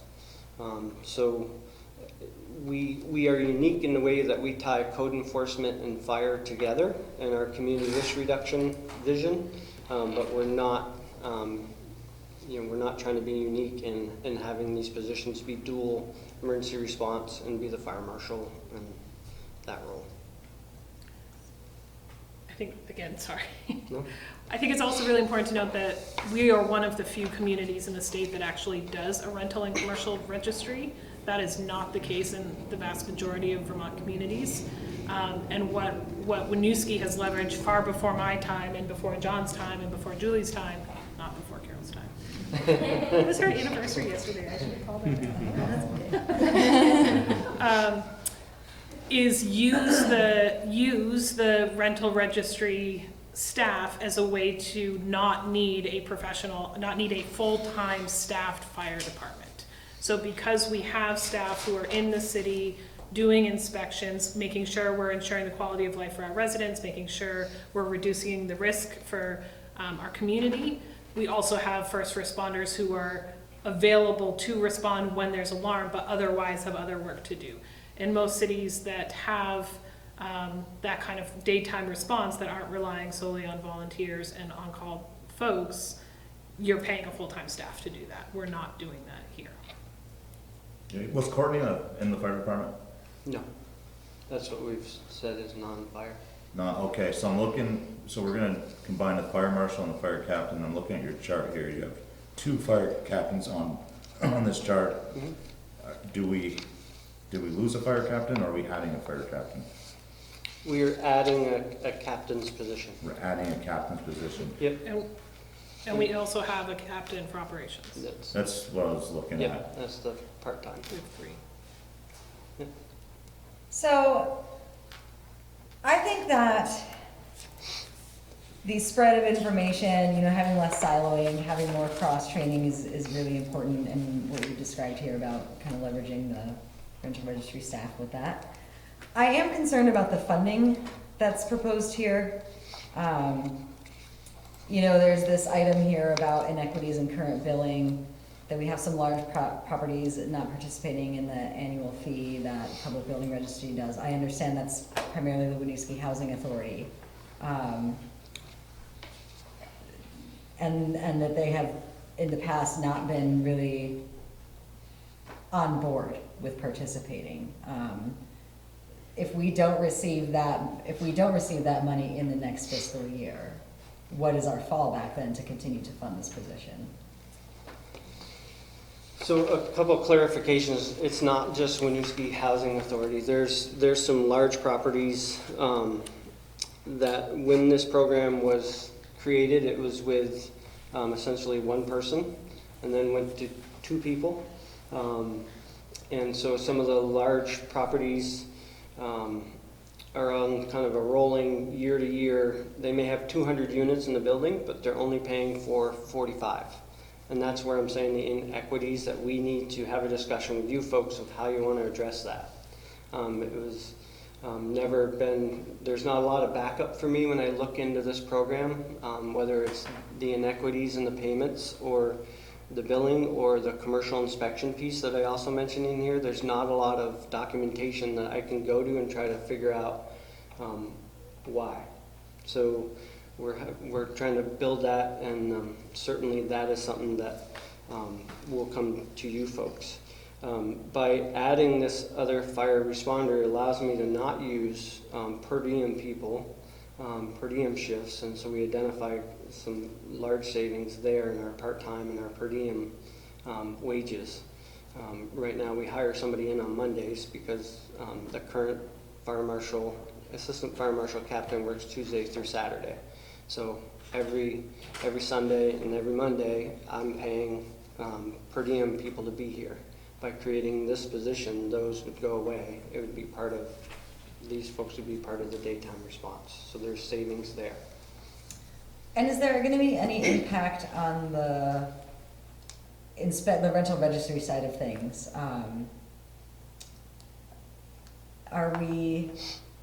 It sounds like what's happening is we're not actually inspecting every unit in the city at the schedule that we would like to be, ideally. Mm-hmm.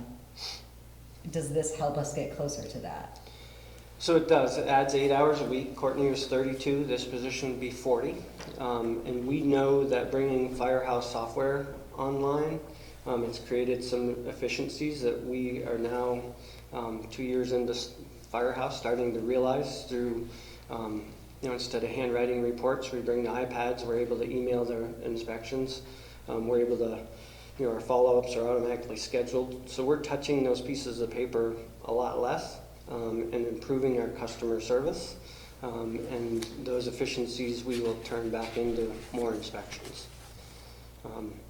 The ratio of fire versus inspections here, there's not a community that can grow like Winooski does. And I say that with 29 years of doing fire.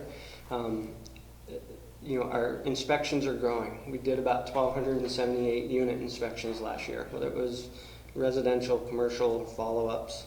And our fire calls continue to drop. So we're increasing the numbers of housing, we're increasing the population, the traffic's more. Why are those fire calls going down? It's not by luck. In my opinion, in my professional opinion, over 5 or 6 years, we start to see the trend drop. It's because of the programs, the inspection programs we're doing, and the vision that you all are supporting with the community risk reduction. That's what's keeping a lid on the times we need to roll out the door with those super big, expensive pieces of equipment. It's excellent to hear. The commercial inspection program, is that going to involve the state too, or is it just going to be the Winooski fire marshals? So it's just Winooski. So it's a lot like the residential landlord registry program. So each landlord pays $100 a unit annually, And the commercial building inspection program's been on the books for years, almost as long as the landlord registry program. And we picked it up about 2 years ago. And again, I mentioned in here, we're close, and with Courtney leaving, it's gonna be a little delayed. So Courtney's been about 1.5 years of doing commercial inspections with what's on our books. So it's done by square footage and a category. There's 5 categories. But again, I was referring to, there's no backup for me to go figure out what those categories are. So if you're over 2,000 square feet, and we think you're a category that's what you're getting billed. So we've gone back into NFPA and picked up a piece of, a piece out of NFPA, which is a national recognized code, and essentially applied that to the commercial registry.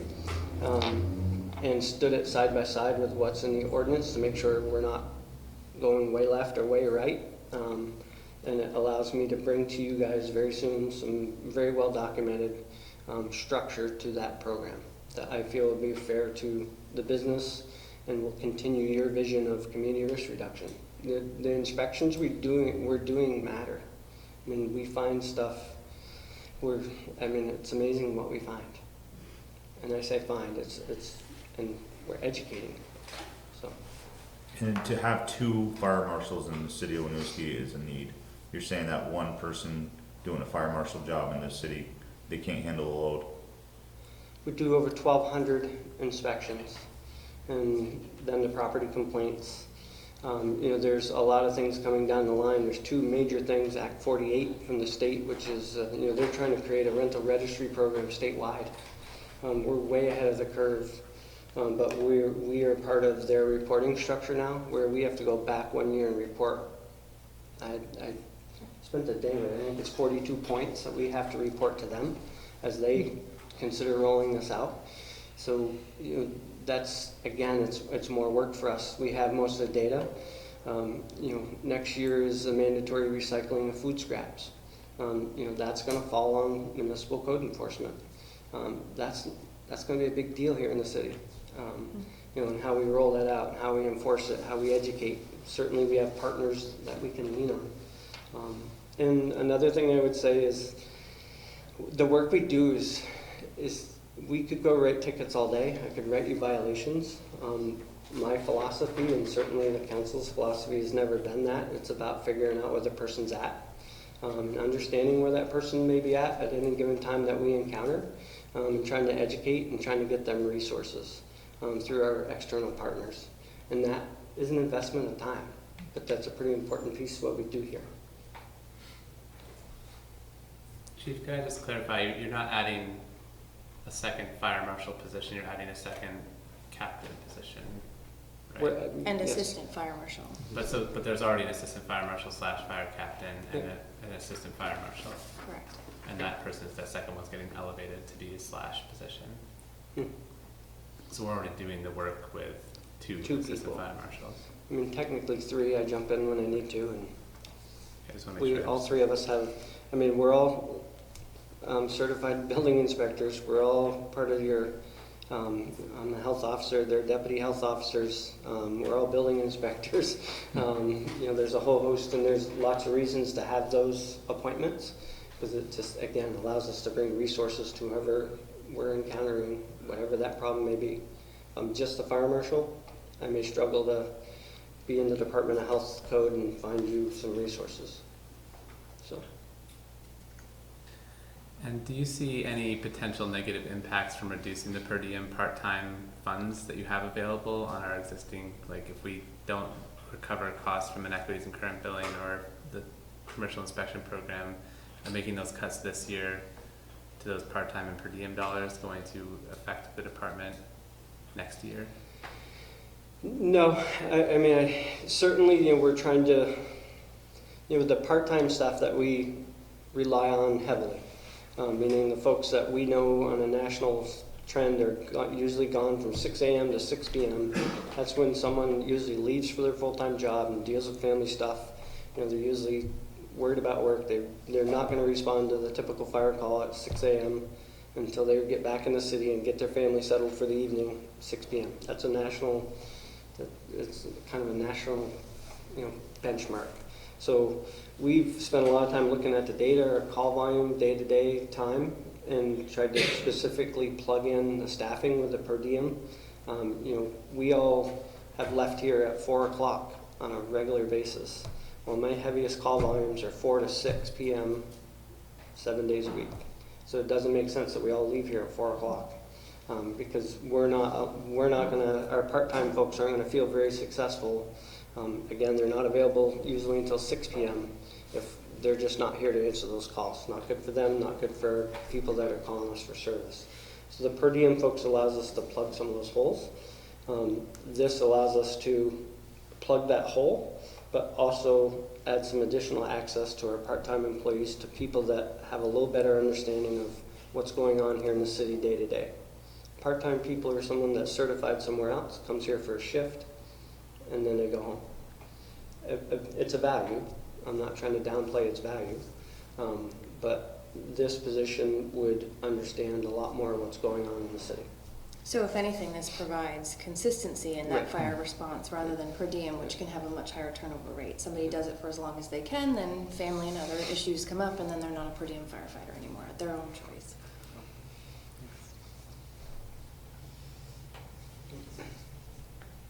So what we're being asked today is to approve of this sort of job change, as well as there's additional funding, but coming through revenue and existing funding. So it's not necessarily a budget impact.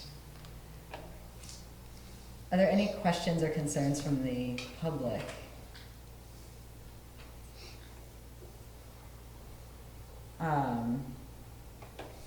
If there are no more questions up here, I would entertain a motion to approve the job description of the Assistant Fire Marshal Fire Captain. So moved. Second. Motion by Hal, second by Mike. All those in favor, please say aye. Aye. Motion carries. Thank you. Thank you. Great questions. Thank you. Next item on the agenda is the AFSCME contract. Julie, I can start, and then you can fill in. I know you will. So when we sat down to begin negotiating this contract, it had only been about 18 months since the last contract was signed, so we didn't, there weren't a lot of changes. The majority of the changes are really cleanup. They're not super substantive. We did also make changes to make the contract congruent with current law, and also some decisions that happened in the Supreme Court around union dues and union membership. And then, of course, we codified the salary for the next 3 years, which you can see in the contract that you have in front of you.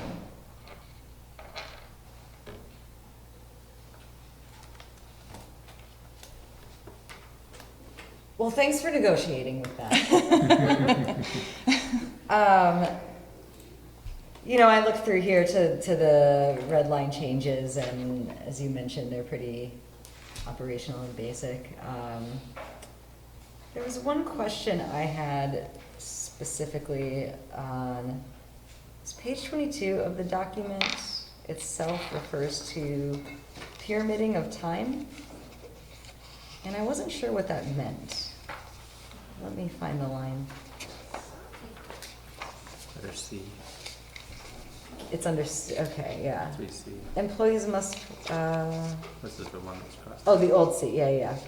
For all work performed on the 6th or 7th day of their regular work week, however, there shall be no pyramiding of overtime. I'm not clear what that means, removing that. So I think the simplest way to describe the way pyramiding of overtime happens is that employees take turns to take time off, but then also have overtime at the end of the week. So in the way that this contract is written, if you take vacation in the same week that you work 32 hours, so if you take 8 hours of vacation on Monday and then you work the rest of the week, or you work over, your vacation time counts towards overtime. So the statement about pyramiding of overtime means you can't say to your buddy, essentially, why don't you take Monday off and I'll take Tuesday off, and then we'll both end up with overtime at the end of the week because we'll switch shifts around, and that's in such a way that happens. Is that essentially what we were seeing, and I think we addressed that in the last round of contract negotiations as well. Thank you for clarifying that. And to that end, are there other details that you all want to inquire about?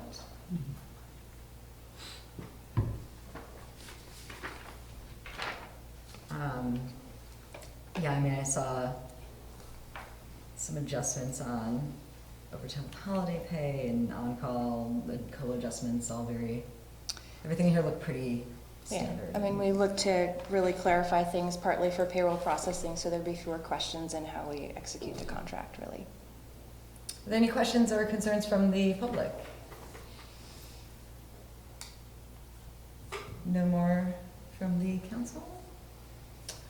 I would entertain a motion to approve the ASB contract. So moved. Second. Motion by Amy, second by Mike. All those in favor, please say aye. Aye.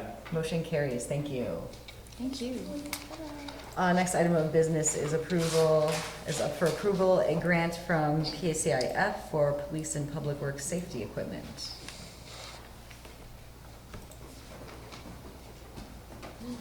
Bova's here. Oh, I didn't even see you back there. Thank you. Introduce yourselves. I am hiding. I'm a little under the weather. Good evening. See a lot of faces I don't know and don't know me. My name is Stephen Bova. I work for the police department downstairs. I've worked here for about 4 years now. A lot of people probably haven't seen me since the last 4 years. I've worked the midnight overnight shift, so not really around too much during the day. We don't want to see you at that time. Yes, it's probably a good thing. So recently, the police department recognized a couple items, one of which we actually just don't have altogether, and another of which needs updating or just replacement. We came across the PACIF grant, which is a program for members of the Vermont League of Cities and Towns, and for some community members that might not be familiar with it, PACIF is the Property and Casualty Intermunicipal Fund for the Vermont League of Cities and Towns members. So the items that the police department is going to be requesting or applying through this grant is a wall-mounted emergency eye wash station.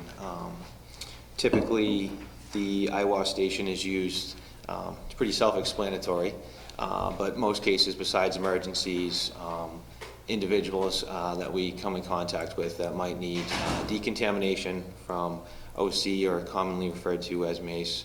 But not just that, police officers, staff members in general, commonly do encounter other things in the field and require medical attention for the eyes, and we currently do not have an eye wash station altogether. Both items are found in most PDs, police departments, I'm sorry. They're not unique in any way. Most police departments, it's common practice to have these. The grant, in particular, the PACIF grant, is specific to risk management, facility improvements, and also reducing liability, especially. Currently, the drug take-back box, the other item that we're going to be requesting, is in very poor condition. And I believe that's it's a large liability on our part as well as the city's part. It's not very secure. The security features are very minimal, and I think we're kind of fortunate so far that we haven't had any incidents as far as individuals from the community or such taking things out of that box, because at times it's not very secure. The drawer that inserts the items is called a hopper, and it doesn't have a lock on it, and it malfunctions quite a bit. Also, it's placed in the lobby of the police department, but in that particular area of the lobby, there is no surveillance cameras. So it's kind of hard for dispatch and other members that are viewing our security cameras to even see that area when individuals access that area. I just want to maybe pass out real quick. I do have just the face sheet of the grant, if I may just pass it out. That just gives a breakdown of the items and the cost. Thank you. Thank Thank you.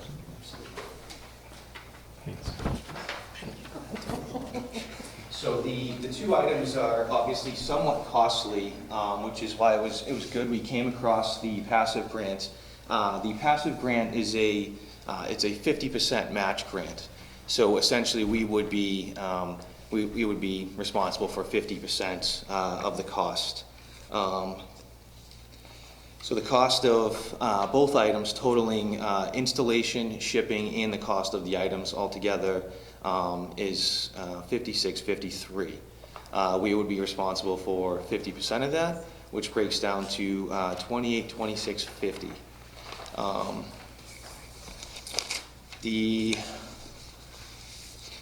The items, the security features of an updated drug take-back box are significant.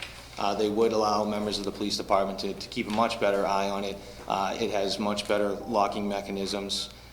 It has much better security features that would greatly reduce liability for the city. So I do also have just a couple of photos, just in general. If the members don't really know, just to get a better idea of what I'm talking about. This is a very kind of generic drug take-back box in that photo. So we would have it upgraded with the security features. It would also have the city's updated logo on it. The company does that for us as well. Yankee Plumbing, the local plumbing company on Main Street, would be doing the installation and has given us an estimate for the installation, which I've submitted to the city manager's office. So they have submitted a quote for that, but the costs are all included in the two line item lines here. So, excuse me. The deadline for the grant is August 31st. It's an annual grant, as long as the funds are available for the Vermont League of Cities and Towns members. So it's something we're hopefully going to utilize in the future. It's fairly new to myself. This is the first year I've had any involvement with it. Just with retirements and such, new people have been tasked with new things, and hopefully this is something I'm going to proceed with in the future, and hopefully identify some other avenues and grants and such to help the police department and the city as well with fundings of items that we need. The grant is also a one submission per year per city grant. So with that being said, we always annually have to make sure that other departments within the city either want to be included or do not need any items or equipment.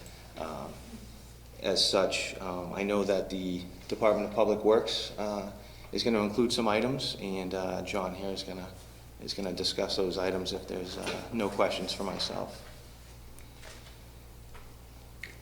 So with these safety and security upgrades, will it have a positive impact on any of our insurance rates?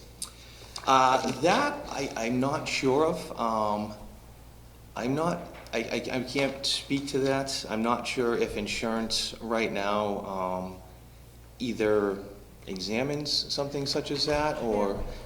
So that's the goal of the passive grant program, because we get our liability insurance through passive, we're eligible for these grant funds, and it's very possible. It's not that our insurance rates will change because we've done these two things. It's that these two things have been identified by us, and passive agrees that they are likely to reduce our liability in the future. So because we have an eye wash station, perhaps our workers' comp claims will go down in the future, for example.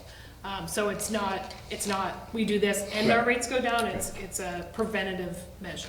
I also, from a big picture, want to comment and thank Bova for being here tonight. Not only because we got him out during the sunlight, which is amazing, but clearly he has done an excellent job. This is also a demonstration of a change that we as an organization have made over time, standing up a safety committee and getting the humans who are doing the work in our teams to identify areas where we can make safety improvements.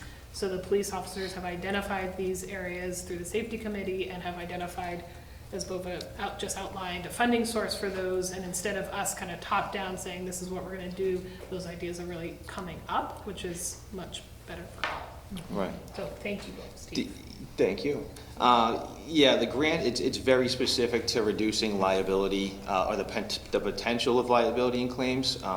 Common practice right now, whether it's staff or an individual that is in our custody, if there are any medical issues with the eyes, we have nothing in the police department to remedy that, aid them very quickly and provide better care, which, an eye wash station would do.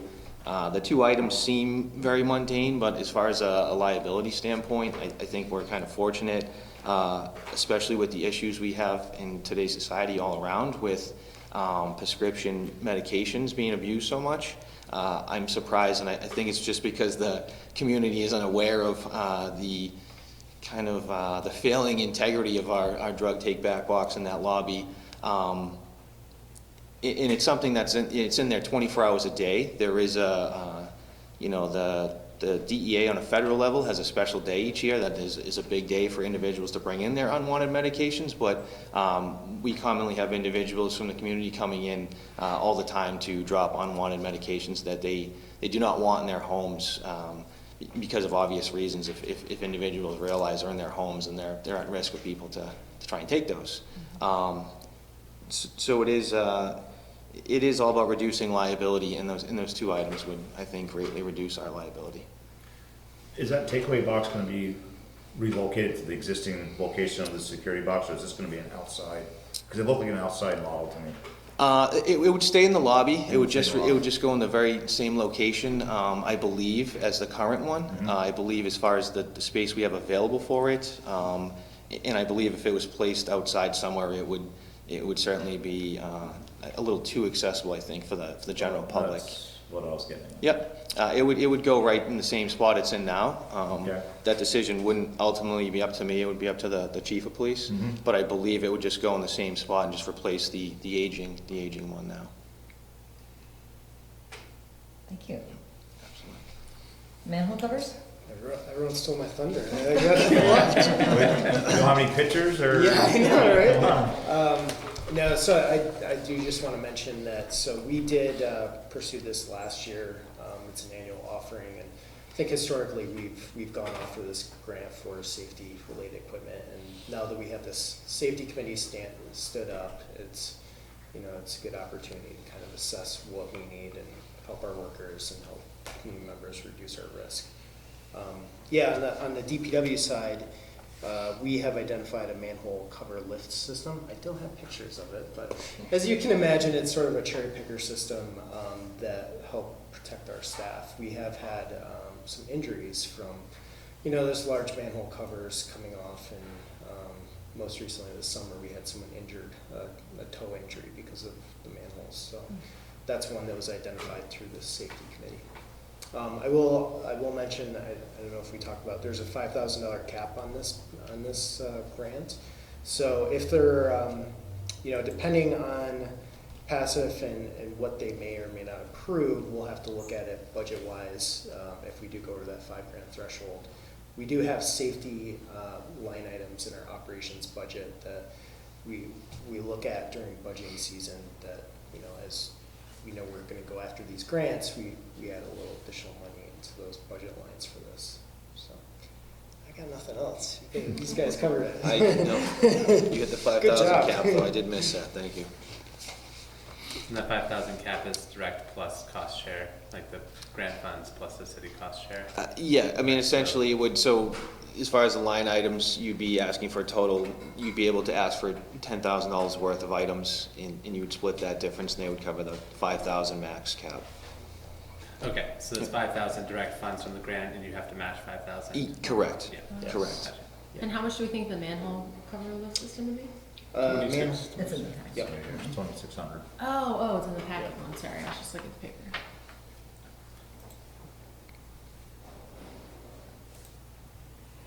Any questions from the public?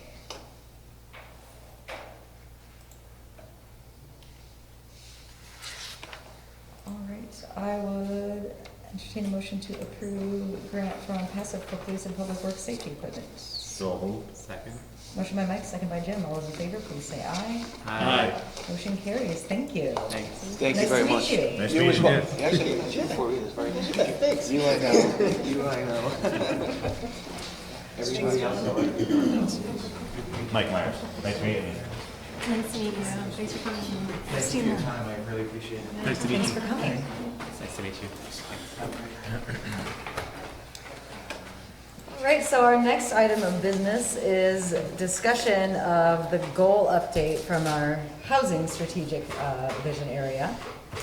As Jesse mentioned, we aim to have each strategic area provide a recurring regular update on goals progress. We are here with housing. Good evening. I have been asked to apologize for Jessica Bridge, who is one of our housing commissioners who just had to leave, unfortunately. So you won't get the pleasure of meeting her this evening, but I do have Robert Millar with me, who is the chair of our housing commission. So I've given you a memo, and this is a much longer memo than you'll usually see for one of these reports, because this is our first presentation to this council. Looking at the 2019-2020 policy priorities and strategies, I wanted to give you a chance to have a little update on the background of what the Housing Commission has done today.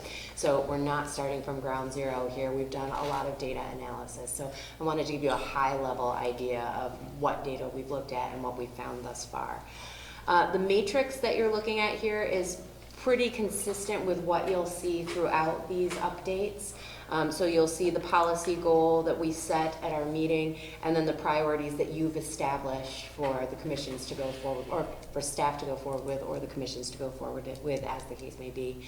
In each case, we report with color blocks on what the status of the work is on those. So proceeding as planned, proceeding but slower than planned, started but not proceeding well, or not yet started. So you'll see this pretty consistently for all of these updates. And I think what I'm going to do is, while I have my housing commissioner here, I think I'm going to have him kind of walk you through the data analysis that we've done and the key findings that we've had today as a housing commission. Oh boy. It's a little later than I anticipated being here, but so I hope you had a chance to look this over. Heather is great at these memos. She really keeps our meetings functional. So if you've had a chance to take a look, I don't know how much I'll dig in other than just the top line items. Number one, Winooski's far outperforming the region for affordable housing, both in home values and in rental pricing. So looking at, where did we find census data? For the most part, you can see we're coming in quite a bit lower than the county average. The other thing that we looked at is, John had spoken a little bit earlier about the rental registry. So we are uniquely positioned to be able to get very specific data about rental housing pricing here. So over the last 2 years, this will be my third year, I've been asking landlords to voluntarily provide that information, and we've had unbelievably high response rate. They've been really great. So about 70% of all the units have been reported, so that gives us really, really good data. Yes.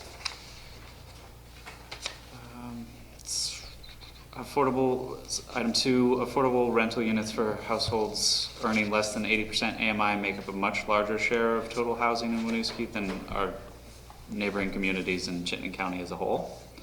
Again, much of this is from the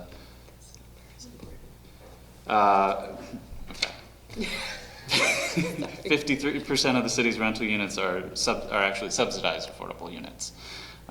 She just pointed that out. That is a very important number to keep in mind, and again, far higher than surrounding communities and Chittenden County as a whole. And this is also from rental registry data, or? That is a combination of the housing needs assessment that was done in 2016 and also census data.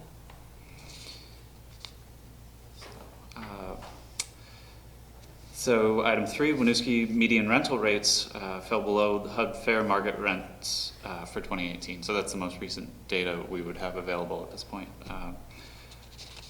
But if you take a look at the chart, you can see that, well, you can see that.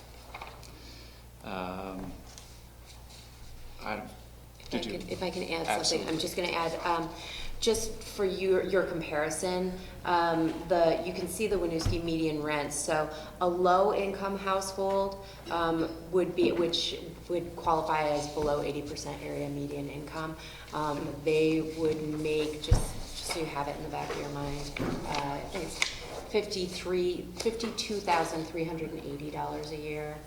So below that would be able to afford up to $1,309 rent per month or in mortgage per month. So those would be people like firefighters, nurses, teachers. That's who you're talking about that range.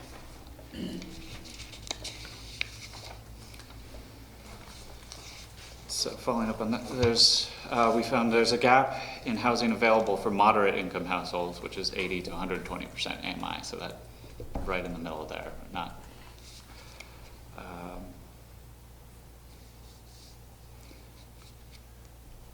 And item 5, housing in Winooski has significant health and life safety issues based on rental registry housing code inspections. So this is a very important thing that we found, and thankfully that we're able to find, again, thanks to the rental registry. Poverty is highly concentrated. Item 6 is poverty is highly concentrated in certain block groups in the city, which you can see on the next page. That's right. Yes. Yeah, that's correct. So those are our census tracts and the level of poverty in the various tracts, and you can see where the concentrations are on that. Do you want me to go into the goals, or? Yeah, if that's. Okay. Can I just ask a question? Yeah. Absolutely. What is the gentrification indicator? Is there a level that we should be monitoring for on this map? Yeah, I actually took this from a different presentation, which is the gentrification monitoring, which is why it has that banner on the top of it. Okay. So that it really wasn't specifically talking to that, but it within people who study gentrification, study concentration of poverty, generally say that at about 40% of individuals within a census tract or a block group when 40% are in poverty, you see impacts to quality of life in a wide variety of ways. So it could be school performance, it's crime, it's just a broad spectrum of the things that you would expect in stressed neighborhoods. So some people would argue that's at 30%. That you start to see those impacts. So that was the really why we were specifically looking at the concentration of poverty within those areas. And in terms of gentrification, the reason that I was comparing it is because one of the problems that has been talked about in comparison with gentrification is which is a bigger problem, gentrification or concentration of poverty. And so I brought it up as part of that conversation. And is that a presentation that this council has yet? You will see that presentation in January when I give it annually. Great. So we will continue to monitor for that. Thanks. Can I ask a question about the finding number 4? Just to verify my assumption that finding that gap in that 80 to 120% AMI is based on knowing what the rental rates are and computing that there are just fewer that's weighted more towards the 80% and lower. Like how is that determined that there's a kind of a gap based on our population and the rentals available? There are a couple of things. So there's a smaller percentage of the overall housing that is within the range that would be affordable for that income level. But in addition to that, when you have a higher than average percentage of the housing that is specifically income restricted, because it is subsidized affordable housing, that won't allow people who are at 81% access to that housing. So with 53% of rental housing being specifically income restricted, that leaves a smaller percentage that's going to be available for people who are above that level. Mm-hmm. Okay, thanks.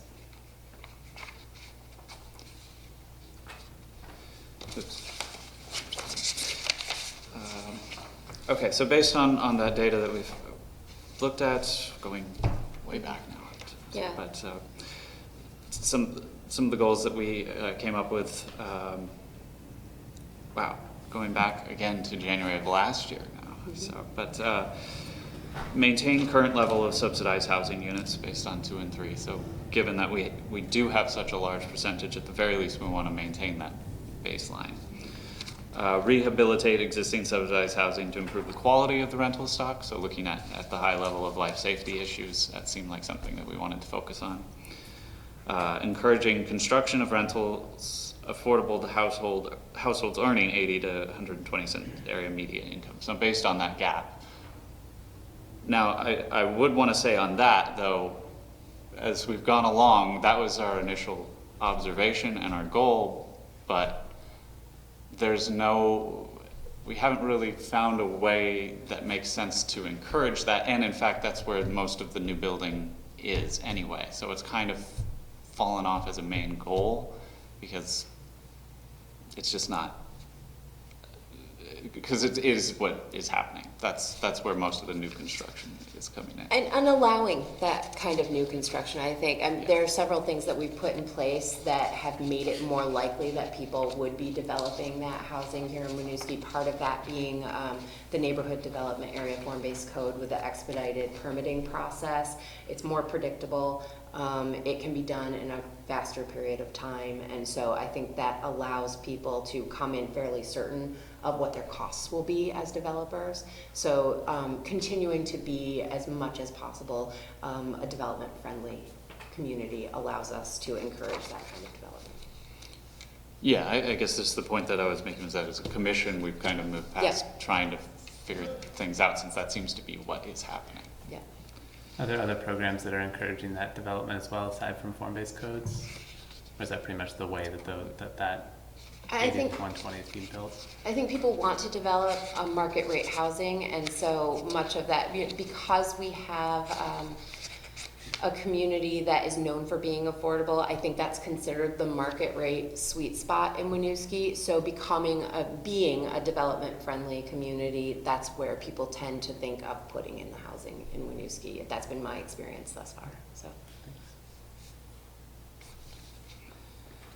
Goal number 4, expand and balance the available rental stock and encourage economic integration of neighborhoods and the city as a whole.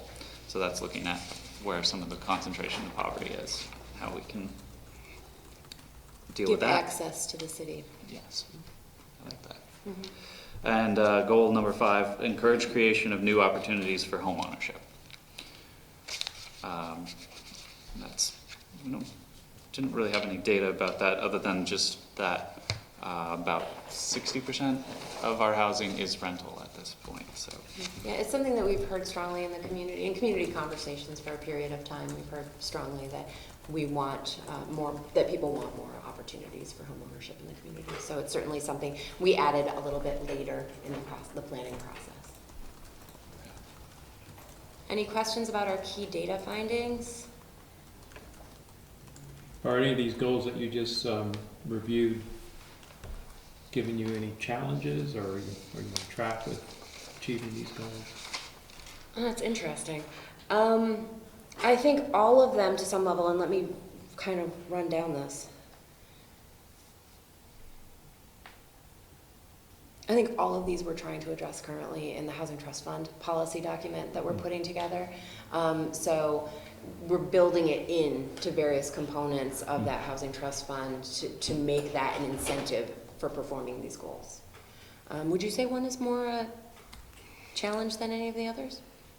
Well, I mean, just kind of what I got into with 3, the way it's sort of evolved. I mean, the idea of encouraging construction and that middle gap, evolving from more recognizing that existing conditions are doing that, whether we want to adjust that. More moving away from that to the other goals, I think has been the way that's gone. Yeah, I think that's good. Okay, so the second thing that we were asked to do was to set affordable housing targets So after we had done all the data analysis, we used that data to establish what we as the Housing Commission believed would be sustainable proposed targets.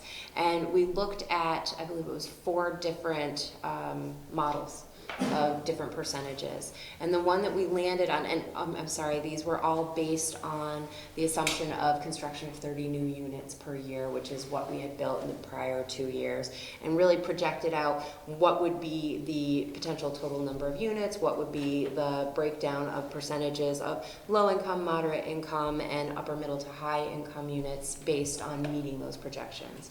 And we proposed a target of 15% new affordable low-income units, 75% moderate income to really hit that gap, and then we kept 10% as our target for the higher-end luxury units, which is what we currently have in the city, so just maintaining that same baseline.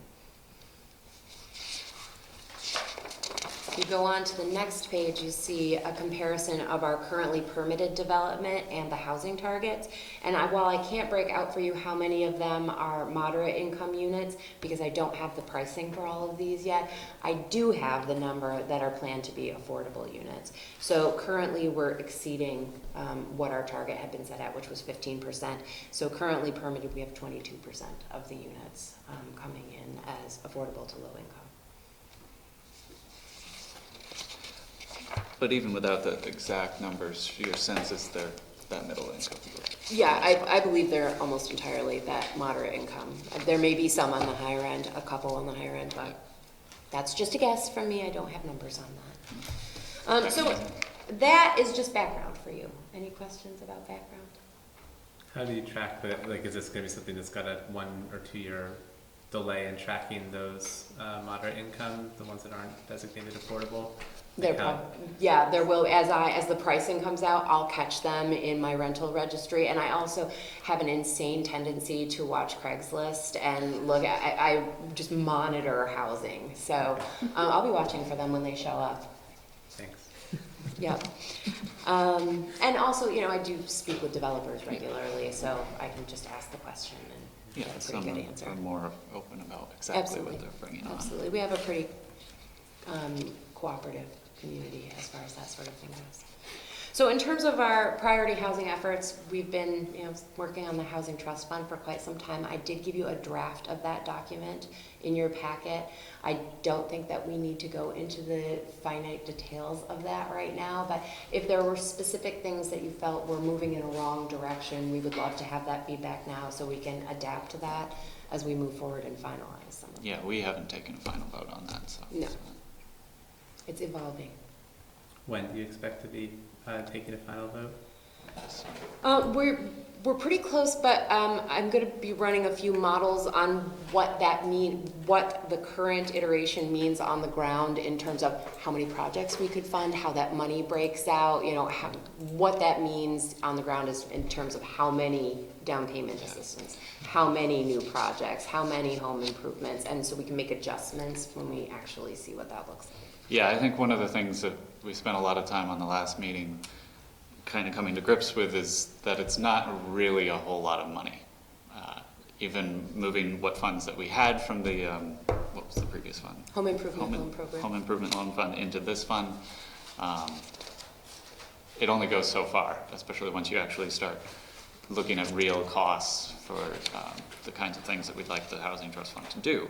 And it's likely that much of that is one time, at least right now. We're not looking, we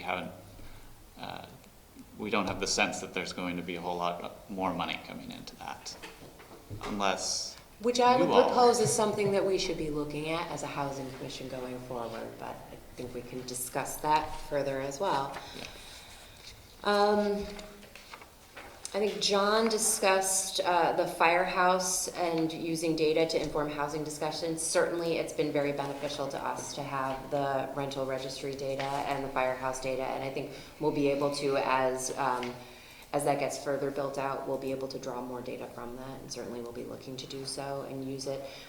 In the Housing Trust Fund, we have used the most frequent violations as well as information that I received back from a survey of landlords about what they would like to be able to use funds for. So I have that data combined with the most frequent violations, and that really was put together to come up with some of the high priority criteria in the Housing Trust Fund. I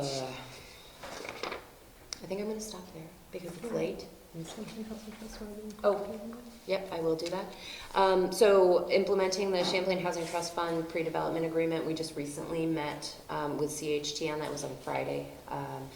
And there are a couple of things that we would like to explore moving forward to assist them in the development work. So really looking at shared use parking and how that might work with the current existing uses and the proposed uses, kind of nailing down the footprint of what we had been discussing as a move City Hall down there. And while that's out in the future, having an idea of what that square footage is will allow them to better plan how much they have available, how much parking might be needed there. Excuse me. And also looking into ways of accommodating the green space requirements on the site is something that they're working on right now. So we are moving forward with them, and we'll be continuing to partner closely with them in trying to get this done. Anything else? So then the last thing I'll mention is on each of these goal updates, we give you the final section as what you can anticipate seeing in the next couple of months. So you kind of get foreshadowed what we anticipate bringing to you.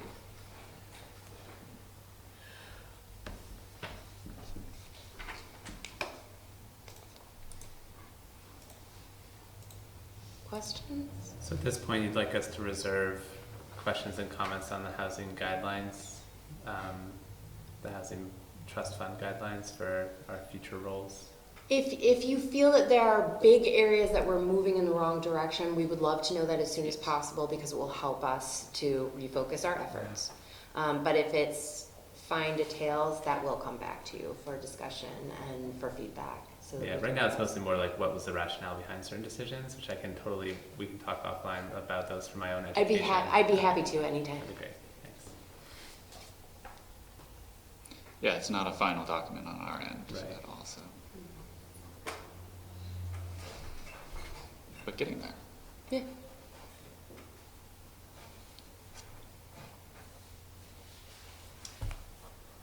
So, one of the things that has popped up is funding of this Housing Trust Fund. Stepping back first, I would like to say, hearing you point out that the Housing Trust Fund actually is attempting to get at all of those goals, I think is important to realize. The Housing Commission had, at some point, kind of multiple options, like policy things to look into about how to get at these goals, and has spent the majority of the past year focusing on this Housing Trust Fund as it is addressing, the life safety issues, development of more housing, trying to encourage homeownership. As you point out, we don't have a funding source identified ongoing for that. I would be curious it could be potential for your consideration for the work plan for the Housing Commission to look at how other municipalities fund this. Absolutely. Something that's also been brewing in my mind is thinking back to that 80 to 120% gap. We're seeing that being built. We've had a discussion as council and with the Planning Commission about there is an incentive in the form-based code to build that income level that nobody is taking, right? So we kind of tasked the Planning Commission with reconsidering those incentives. But I think the bigger question there that comes up for me is these developers are already doing that, I think, because of state incentives. I would be curious what is happening at the state level or regionally that either can we build upon that, or is it something that is very successful and we should focus on something else? I think there's a role for the Housing Commission to play in looking at that incentive. From what I have heard and discussed, the 80 to 120% area median income bonus is unsuccessful due to parking minimums, making it ineffective. So I think there could be a role for the Housing Commission to play in doing some research into demographic trends and market conditions to make recommendations to, or to feed information to the Planning Commission to start making some of those decisions about parking minimums, looking at precedents in other communities and compiling some of that information and moving it along to them. So I think there's a role we can play with that. I do think that there are very successful incentives currently at the state level, particularly the Priority Housing Project Act 250 waiver that can be offered for neighborhood development areas. So I think we're seeing some projects go for affordable housing, and if you do 20% affordable housing and you're in a neighborhood development area, which all our gateways are, having that waiver is a lot of time and a lot of money that is saved. So when it really comes down to it, it's about saving time and saving money. So if you can provide that incentive, then people are going to go for it. I don't know that we have the money to improve on the money part, and I think we're doing what we can currently with form-based code to really streamline the timeline for a permitting process. Yes, we were joking we needed to complicate things further so that then we can offer an incentive. I mean, you bring up a good point though. In community discussions about form-based code, I think that we have missed an opportunity to share that bit of information, that this streamlined process that, you know, I think doesn't sit well with some community members, actually does have a benefit in addressing our housing situation here and creating more housing that we need in Winooski, in the region, in the state. Certainly.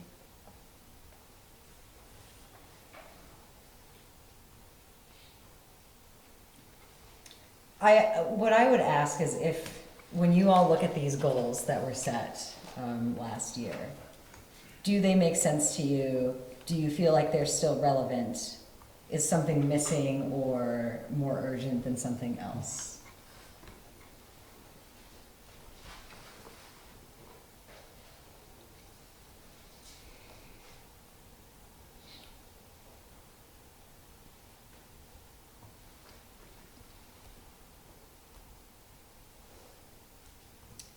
I would share that while going door to door this past spring, I definitely heard a recurring theme about quality of housing.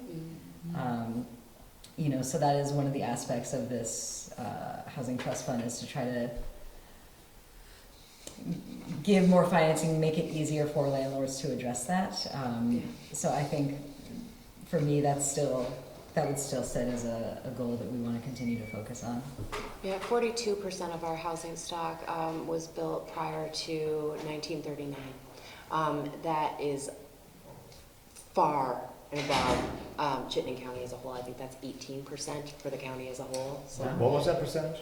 42% in Winooski, and I have the exact numbers. I'm happy to share it with you.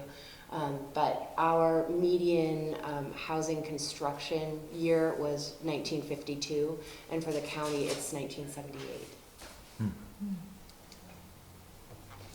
And I think John alluded to how, in terms of these sorts of issues, we try to work with landlords rather than just be punitive, and this is the Housing Trust Fund would really help with that once we get it up and where we want it.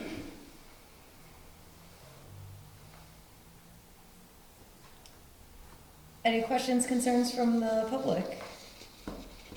Thoughts? Is there any more specific direction that we could give you? I mean, obviously we want to finish up the Housing Trust Fund policy. I think probably I would recommend that we continue to monitor incoming housing developments in comparison with the affordability targets to help us make decisions about that. Look at doing some research into the parking minimum changes for form-based code. We'll start reviewing and making recommendations on housing trust fund applications, track housing trust fund outcomes, and investigate methods of further funding the housing trust fund. That's my plan thus far. So if that sounds about right to you, then I think the planning commission would love your assistance on that front. Happy to take other recommendations for things that we should be looking at. I personally think that sounds like a great slate and a big slate, so I think that it would be, I don't think it would make sense to ditch any of those for any other priorities, and I think that it ties well to the housing goals and to the overall staff goals, so thank you. Great, thank you. It's just really helpful to get these numbers, because I think affordability is something that is a priority for all of us, and it's really helpful to see the progress that we've made and to get these updates. So I look forward to more of them. Absolutely. Thank you. Oh, it's well organized, thank you. Yes, Heather is a godsend in terms of data and organization, so.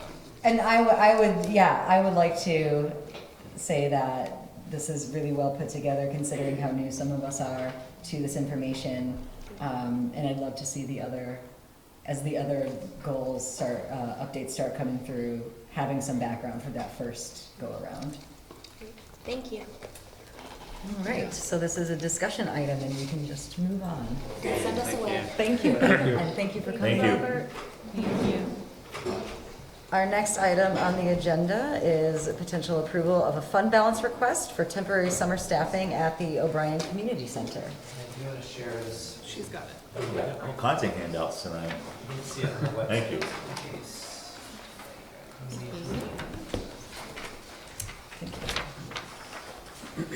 Thanks.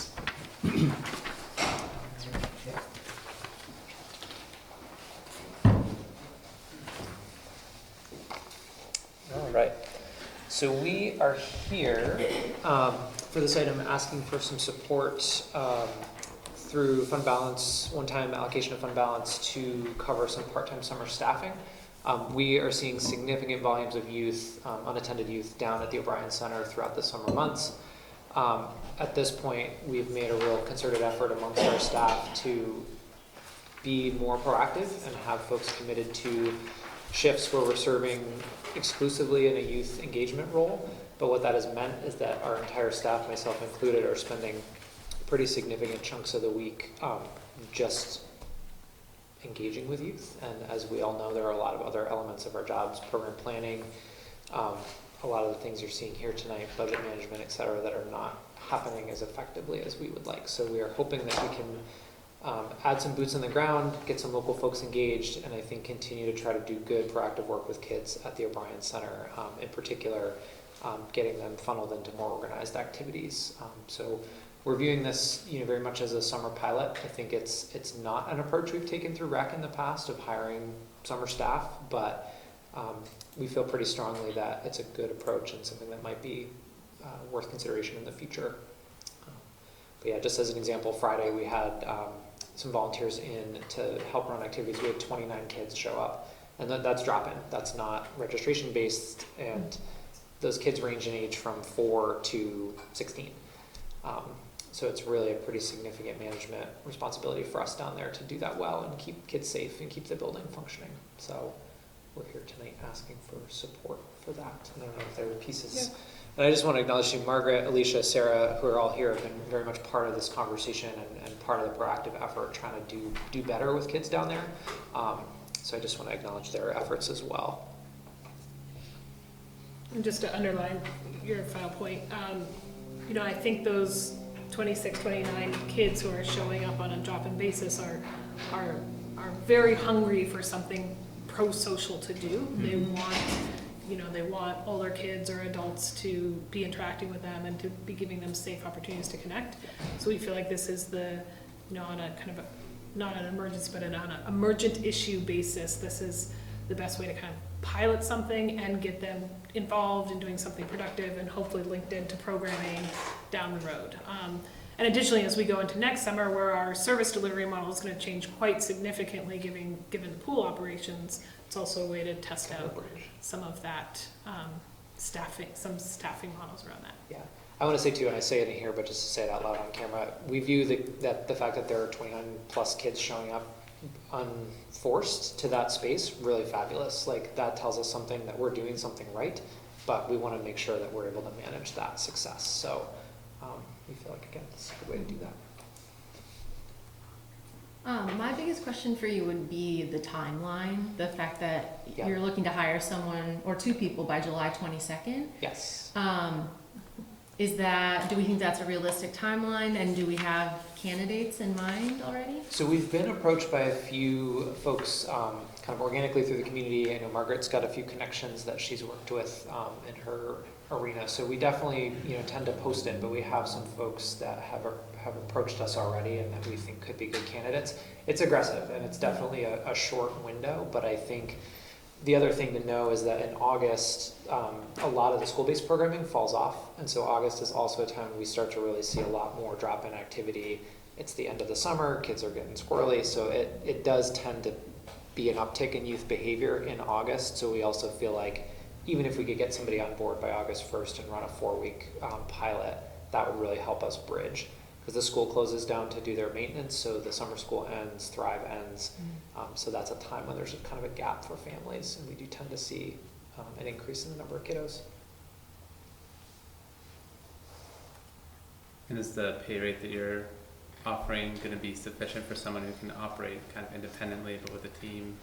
Yeah, I mean, I think, so certainly it's an entry-level position, and I think we are very much viewing this as a position that will be scaffolded with other staff support. So we're not seeing this as a person who's going to be just sort of thrown to the wolves without other staff around, and also with some good training up front as well. So we're really viewing this as supplemental staff to be engaged in, playing basketball, playing a board game, sitting in the lobby and listening to music with kids, and kind of being more interactive and engaging in that way.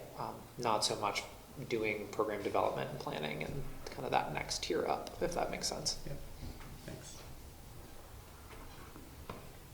Do you have enough time to do all the background checks on these individuals? Yep. Yep. So our system, and Julia has left, but typically it's a 3 to 5 day turnaround for our background check system. So yeah, that is definitely something we would do in advance.